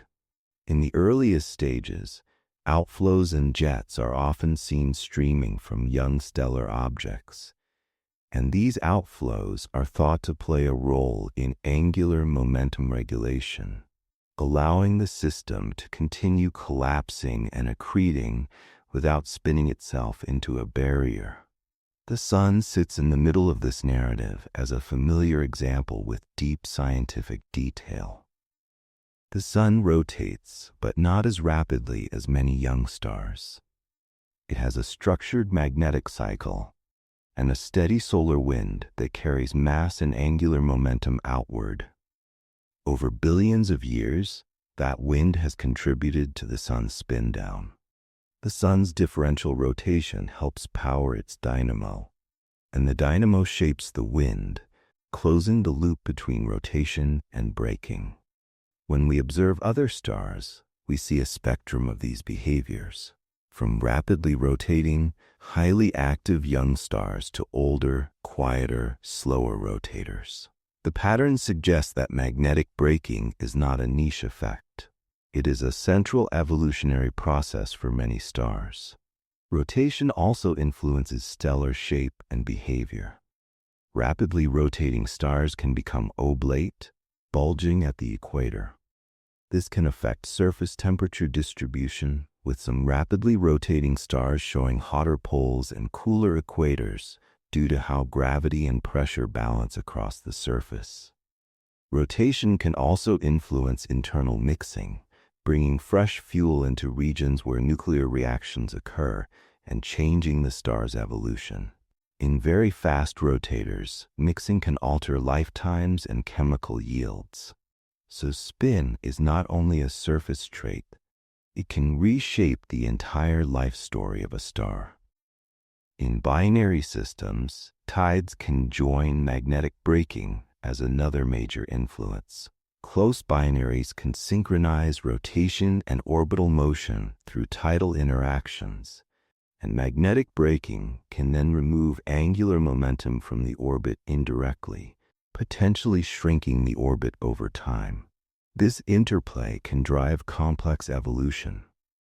Again, the theme remains: angular momentum moves through channels, and stars evolve because those channels exist. This chapter contributes something distinct to the overall documentary. Earlier, we focused on planets and disks, and on tides as a slow reshaper. Here, the emphasis is on plasma, fields, and winds, a different physics regime where electromagnetic forces matter as much as gravity. Stars are not only rotating bodies, they are magnetic machines. Their rotation both generates magnetism and is regulated by it. The universe's spin story is therefore not only gravitational, it is also electrodynamic, written into the behavior of charged particles and fields. And there is a quiet reflection in that. A star can begin its life spinning fast, restless and bright with activity, then gradually learn a calmer pace as it gives its angular momentum to the space around it. It is a reminder that change can be lawful and gentle, and that time can shape motion without violence. Tonight, if your mind feels like it has been spinning too quickly, you can borrow that lesson. Let the wind carry some of it away, and allow your thoughts to slow into a steadier, softer orbit. Chapter 9. Galaxies and Dark Matter, Rotation on the Largest Scales. When you first learn that galaxies rotate, it can feel like a surprising exaggeration. A galaxy is not a solid object. It is a vast population of stars, gas, dust, and invisible mass, spread across distances so large that light itself takes immense time to cross them. And yet many galaxies have a coherent turning pattern, a graceful orbital choreography where billions of stars circle a common center. Rotation on this scale is not a detail. It is one of the defining features of galactic structure, and it carries information about how galaxies formed, how they evolved, and what kind of matter dominates their mass. The most familiar example is the spiral galaxy. Spirals have thin disks where stars and gas orbit in roughly the same plane, and their luminous arms trace regions where gas is compressed and where star formation is often active. The arms are not rigid, painted structures rotating like a pinwheel. They are better thought of as patterns in the disk, often associated with waves of higher density moving through the orbiting material. The underlying disk, however, is unquestionably rotating. We can measure that rotation directly. By looking at the spectrum of starlight and gas emission from different parts of a galaxy, astronomers can detect Doppler shifts. Light from the side rotating toward us is slightly shifted in one direction, and light from the side rotating away is shifted in the other. From these shifts, a rotation curve can be derived, showing how orbital speed changes with distance from the galactic center. At first, this seems like it should be straightforward. In a simple picture where most of the mass is concentrated in the bright central region, you would expect orbital speeds to rise near the center and then fall at larger distances, because gravity should weaken as you move outward from the bulk of the mass. This is what happens in systems where mass is centrally concentrated, such as planets orbiting a star. But spiral galaxies do something different. Observations show that in many disk galaxies, orbital speed does not drop the way you would expect from visible matter alone. Instead, after rising in the inner region, the speeds tend to remain roughly flat far out into the disk, even where the starlight becomes faint. This is one of the most important clues in modern astrophysics. Flat rotation curves imply that mass continues to increase with radius beyond the region where most of the luminous matter resides. In other words, there is additional gravitational pull from something that is not emitting light in the same way stars and gas do. This something is what we call dark matter, matter that interacts gravitationally but does not shine. The evidence for dark matter does not rest on rotation curves alone, but galaxy rotation is one of the clearest, most intuitive lines of evidence because it connects directly to motion that can be measured and compared against gravitational expectations. To understand why flat rotation curves point to extended mass, imagine orbiting in a galaxy's outer disk. If the mass inside your orbit were roughly constant as you move farther out, gravity would weaken and orbital speed would decrease. For the speed to stay roughly constant, the mass enclosed within your orbit must continue to grow as the orbit radius increases. This does not mean that the density stays high. It can decrease with distance. But the total enclosed mass must keep rising. That is exactly what you would get if the galaxy were embedded in a large extended halo of dark matter surrounding the visible disk. The halo would dominate the mass budget at large radii, keeping orbital speeds high even where starlight is scarce. Dark matter's role in galaxy rotation is therefore twofold. First, it provides the gravitational glue that shapes the rotation curve. Second, it provides the deep potential well into which ordinary matter falls during galaxy formation.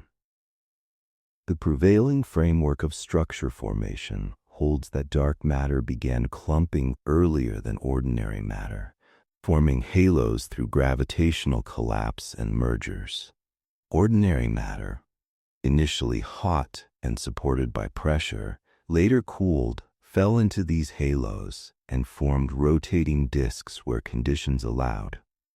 The disk becomes the luminous part we see, but it is sitting inside a much larger invisible structure. So why do galaxies rotate at all? The answer is not that the early universe spun as a whole in some preferred direction. The modern picture is that galaxies acquire angular momentum through gravitational torques during formation. As regions of matter grow within the cosmic web, they are not perfectly isolated and not perfectly spherical. Neighboring overdensities tug on them.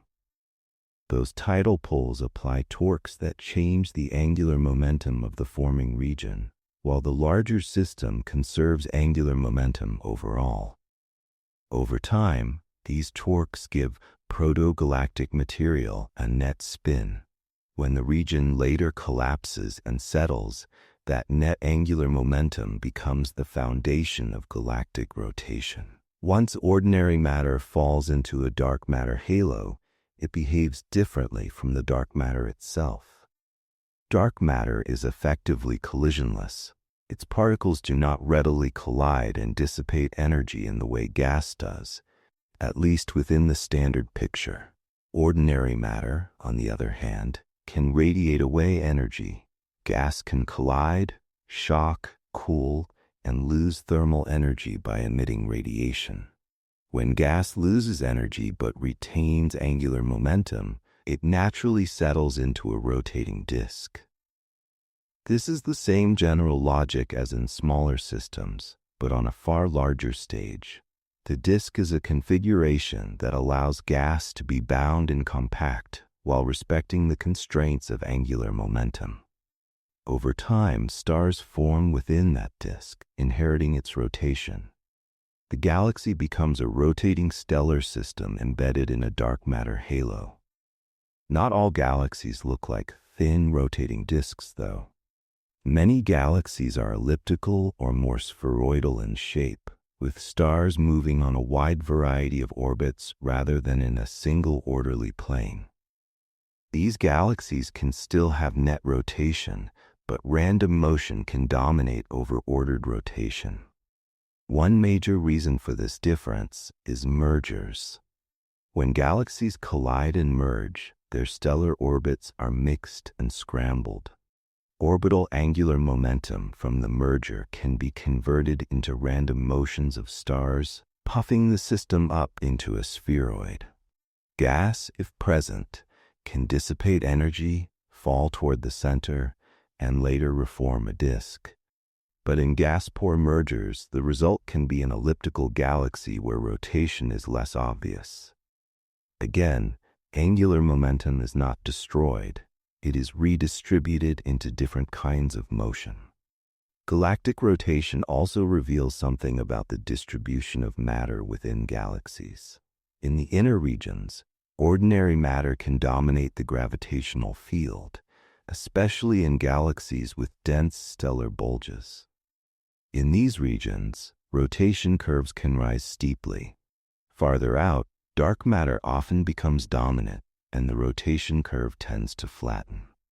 The precise shape varies from galaxy to galaxy, providing constraints on the distribution of dark matter and on how baryonic, ordinary matter has settled. Astronomers compare these curves across many systems and use them to test models of galaxy formation and dark matter behavior. The evidence for dark matter extends beyond rotation curves. Galaxy clusters show mass discrepancies through the motions of galaxies within them. Gravitational lensing, where mass bends light from background sources, reveals additional mass beyond what is seen in luminous matter. The cosmic microwave background and the large-scale structure of the universe also support a cosmos where most matter is non-luminous. Rotation curves fit into this broader picture as a clear dynamical signature. Stars and gas move as if an invisible halo surrounds them. At the same time, the interpretation of rotation curves has inspired alternative ideas.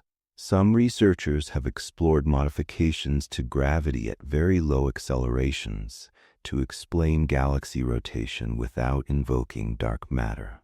These ideas can reproduce certain galactic scaling relations in some cases, and they remain an active area of debate and testing. However, the broader body of evidence across cosmic scales, including lensing and cosmological observations, is widely interpreted as strongly favoring dark matter. This is a living scientific story, and the important point for this chapter is careful. Galaxy rotation provides a powerful constraint, and any successful explanation must match the observed dynamics across a wide range of systems. Rotation on galactic scales also creates some of the most visually striking structures in the universe. Spiral arms, bars, rings, and warps are all connected to how a rotating disk responds to gravity, to instabilities, and to interactions. A rotating disk can form a bar, an elongated structure that redistributes angular momentum within the galaxy and channels gas inward, often fueling central star formation or feeding a central black hole. Spiral patterns can act like traffic waves, compressing gas and triggering new star formation as material orbits through them. Warps can arise from interactions with satellites, or from misalignment between the disk and the dark matter halo. These features are not superficial. They are the visible language of a rotating gravitational system. In the very centers of many galaxies, including our own, reside supermassive black holes. The relationship between galactic rotation and central black holes is complex, but rotation plays a role in feeding gas inward. Gas must lose angular momentum to fall into the center, and bars, spiral patterns, and interactions can provide pathways for that loss. Even there, the old rule persists. Collapse requires angular momentum transport, and rotation shapes the flow. Our own Milky Way provides an intimate example. The Sun orbits the center of the galaxy, and that orbital motion is part of the Milky Way's overall rotation. The disk of the Milky Way contains stars with broadly coherent rotation, while the halo contains older populations with more random motions. Measurements of stellar velocities, gas rotation, and the dynamics of satellite galaxies all contribute to estimates of the Milky Way's mass and the distribution of its dark matter halo. In a very real sense, our night sky is a local view from within a rotating system dominated by an invisible gravitational structure. What is most striking about galactic rotation is the timescale. A star in the outer disk can take hundreds of millions of years to complete one orbit around the center. Yet the pattern is stable enough that galaxies maintain coherent rotation over billions of years unless disrupted by major events. Rotation is not only present, it is persistent. It is a long-lived memory of how matter fell together and how angular momentum was distributed in the cosmic web. This chapter adds a final layer to the documentary's arc. Earlier chapters built rotation from clouds, disks, and planetary systems, and then showed how tides and magnetic winds reshape spin. Here, rotation is elevated to the grandest stable structures we can see. Galaxies, where the motion of luminous matter reveals the presence of invisible matter. The same physics of angular momentum and gravity remains, but the consequences broaden. Rotation becomes a tool for weighing the universe, and there is a gentle reflection in that scale. The light you see from a galaxy is only part of what holds it together, and the motion of its stars quietly tells the rest of the story. You are on a small turning world, inside a turning star system, inside a turning galaxy, nested within an even larger cosmic structure. If that feels vast, it can also feel calming, because it reminds you that your place in the universe is carried by stable, predictable rhythms. And for tonight, it is enough to simply rest inside those rhythms. Chapter 10. The Deep Question. Is rotation fundamental or just the memory of origins? After following rotation from clouds to disks, from tides to stellar winds, and from galaxies to dark matter halos, a quiet question remains. Is the universe a spinning place in some fundamental sense, as if rotation were built into reality itself? Or is rotation simply what you get when you combine gravity, imperfect symmetry and time, a persistent memory of origins that survives because angular momentum is conserved and because the universe offers few quick ways to erase it? To approach that question scientifically, it helps to separate two meanings of fundamental. One meaning is global. Does the universe as a whole rotate in a way that would define a preferred direction or an overall cosmic spin? The other meaning is local. Is rotation unavoidable in bound structures because of deep principles such as symmetry and conservation, regardless of whether the universe has any global spin? These meanings sound similar, but they lead to very different kinds of evidence and very different conclusions. Start with the global question because it is the more dramatic one. If the universe rotated as a whole, it might leave detectable signatures. Rotation could distort the pattern of the cosmic microwave background, imprinting a preferred axis or a swirl-like anisotropy beyond what is expected from ordinary density fluctuations. Rotation could also influence the distribution of large-scale structures, creating correlations in galaxy orientations or in the handedness of spiral patterns across the sky. In principle, a globally rotating space-time might even produce subtle effects in the propagation of light and in the polarization patterns of the cosmic background. What do observations say? The broad result of modern cosmology is that on the largest scales, the universe looks remarkably isotropic and homogeneous. That does not mean it is perfectly uniform, but it means there is no strong evidence that space has a built-in preferred direction in the way a globally rotating universe would tend to produce. The microwave background is extremely uniform with tiny variations, and the statistical properties of those variations are consistent with a universe that does not have a large global rotation.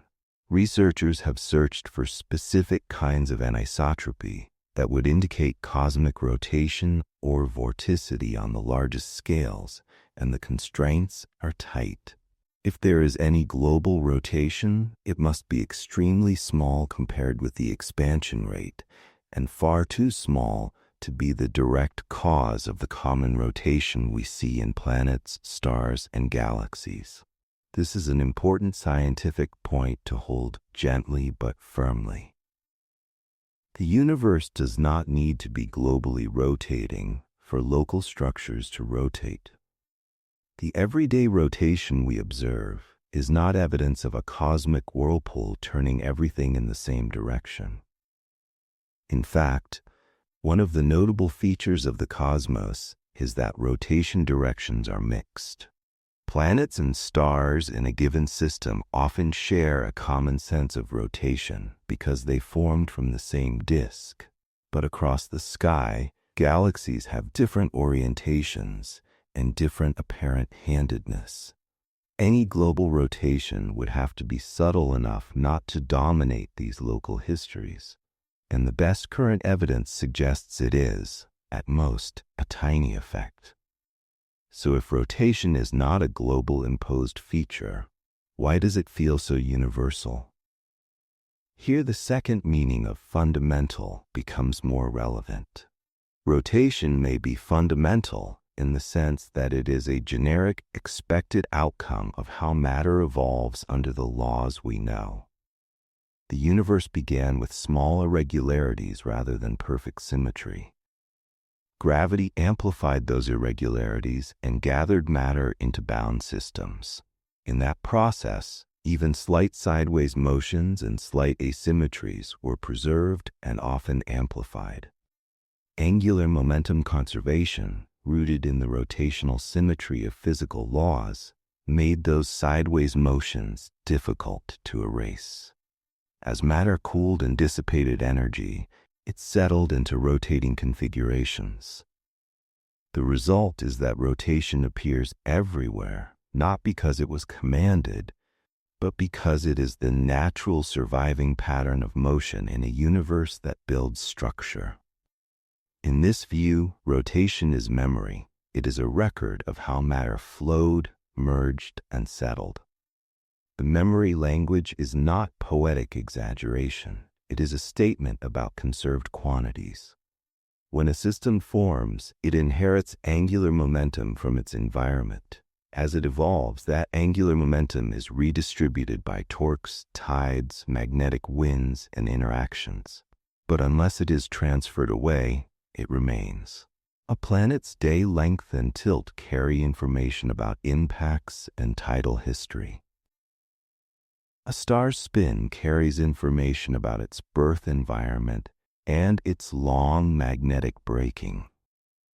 A galaxy's rotation carries information about tidal torques in the cosmic web and about mergers that shaped its structure. Rotation persists precisely because it is constrained by conservation and because the mechanisms that remove it often work slowly. There is another layer to the fundamental idea, one that lives deeper in the laws of physics. Conservation of angular momentum is tied to the symmetry of space under rotations. If the laws of physics are the same after you rotate your coordinate system, there exists a conserved quantity associated with rotational motion. This connection is not a convenient coincidence. It is part of the conceptual backbone of modern physics. The universe does not prefer rotation in an emotional sense, but the universe is built with a symmetry that guarantees angular momentum is a meaningful, conserved property in isolated systems. In that way, rotation is not an accident. The strictness of its conservation is written into the form of physical law. Yet it is also true that conservation alone does not force every object to be rotating quickly. A system can have very little angular momentum, or it can have angular momentum distributed in ways that are not obvious as a clean spin. Some galaxies are dominated by random stellar motions rather than ordered rotation. Some planets rotate slowly because tides have braked them. Some stars lose spin efficiently through winds. In these cases, angular momentum has not vanished. It has been moved into orbits, into ejected material, or into the surrounding environment. That reinforces the memory idea. What changes is where the angular momentum resides and how visible it is. So the deep question becomes sharper. If rotation is memory, what determines the initial twist that memory preserves? Here we reach the boundary between well-established conclusions and areas of ongoing research. We have strong evidence that the early universe contained tiny density and temperature variations. We have strong evidence that gravitational interactions and tidal torques can generate angular momentum in forming structures.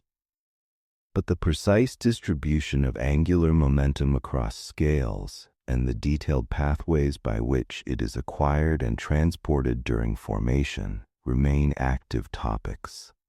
Simulations of cosmic structure formation show how halos acquire spin through mergers and tidal torques, and observations constrain those models, but the story is still being refined. In addition, the universe includes phenomena where rotation and space-time geometry are intertwined in a more direct way. General relativity predicts that a rotating mass drags space-time around with it, an effect often called frame dragging. This is not a metaphor. It is a real prediction tested near Earth and strongly relevant near compact objects like rapidly spinning neutron stars and black holes. Around a spinning black hole, the structure of space-time permits remarkable behaviors, including regions where all observers are compelled to move in the direction of the black hole's rotation. In these environments, rotation is not just motion through space, it is connected to the geometry of space-time itself. This does not imply a globally rotating universe, but it does show that rotation has deep physical meaning beyond the Newtonian intuition of a spinning ball. Black holes also bring the memory idea into sharp focus. A black hole can be described, in part, by its mass and its angular momentum. The spin of a black hole is a record of how it formed, whether it grew mainly through steady accretion from a disk, whether it merged with other black holes, and what angular momentum those processes carried. Astronomers can infer black hole spins through observations of accretion disks and high-energy emissions. In a sense, even the darkest objects in the universe carry an imprint of rotation as a conserved trait. And yet, despite all these profound connections, the simplest answer remains the most scientifically honest. Rotation is not a mysterious fundamental push added to reality. It is what you should expect when you combine a universe that is not perfectly symmetrical with laws that conserve angular momentum and with gravity that gathers matter into bound systems. Rotation is common because perfect cancellation is rare, because collapse amplifies small twists, and because the universe has limited mechanisms for erasing angular momentum quickly. That conclusion also helps clarify what the universe does prefer, if we are allowed that language at all. The universe prefers consistency. It prefers the symmetry of laws that do not care how you orient your experiment. It prefers conservation rules that keep accounts honest. Within those constraints, history matters. The universe does not need to start with a big cosmic spin. It only needs to start with slight irregularity, and then it lets time do the amplification. There is a final subtlety worth holding because it guards against oversimplification. Rotation is not only a memory of beginnings, It is also a living participant in ongoing evolution. Rotation stabilizes disks, shapes star formation, channels gas, and influences magnetic activity. It sets the stage for tides to act, for winds to carry momentum, and for mergers to redistribute motion. So rotation is both consequence and cause. It arises from initial conditions and laws, and once present, it shapes what can happen next. In that sense, rotation becomes part of the universe's self-consistent unfolding, not a separate ingredient, but a feedback in the story of structure. If you step back from the details, the deep question resolves into something quietly beautiful. The universe does not need to be spinning as a whole to be full of spinning things. It needs only that nothing begins perfectly, and that the laws do not allow the little twists to be erased without a trace. Rotation is the universe keeping its receipts, and for a moment that can feel like a gentle comfort. Your own life is full of motions and changes that feel chaotic up close, but the universe shows that small beginnings can persist into stable rhythms. You are here inside a cosmos that remembers, and tonight you can let that steadiness hold you. As your thoughts slow and your day settles into quiet.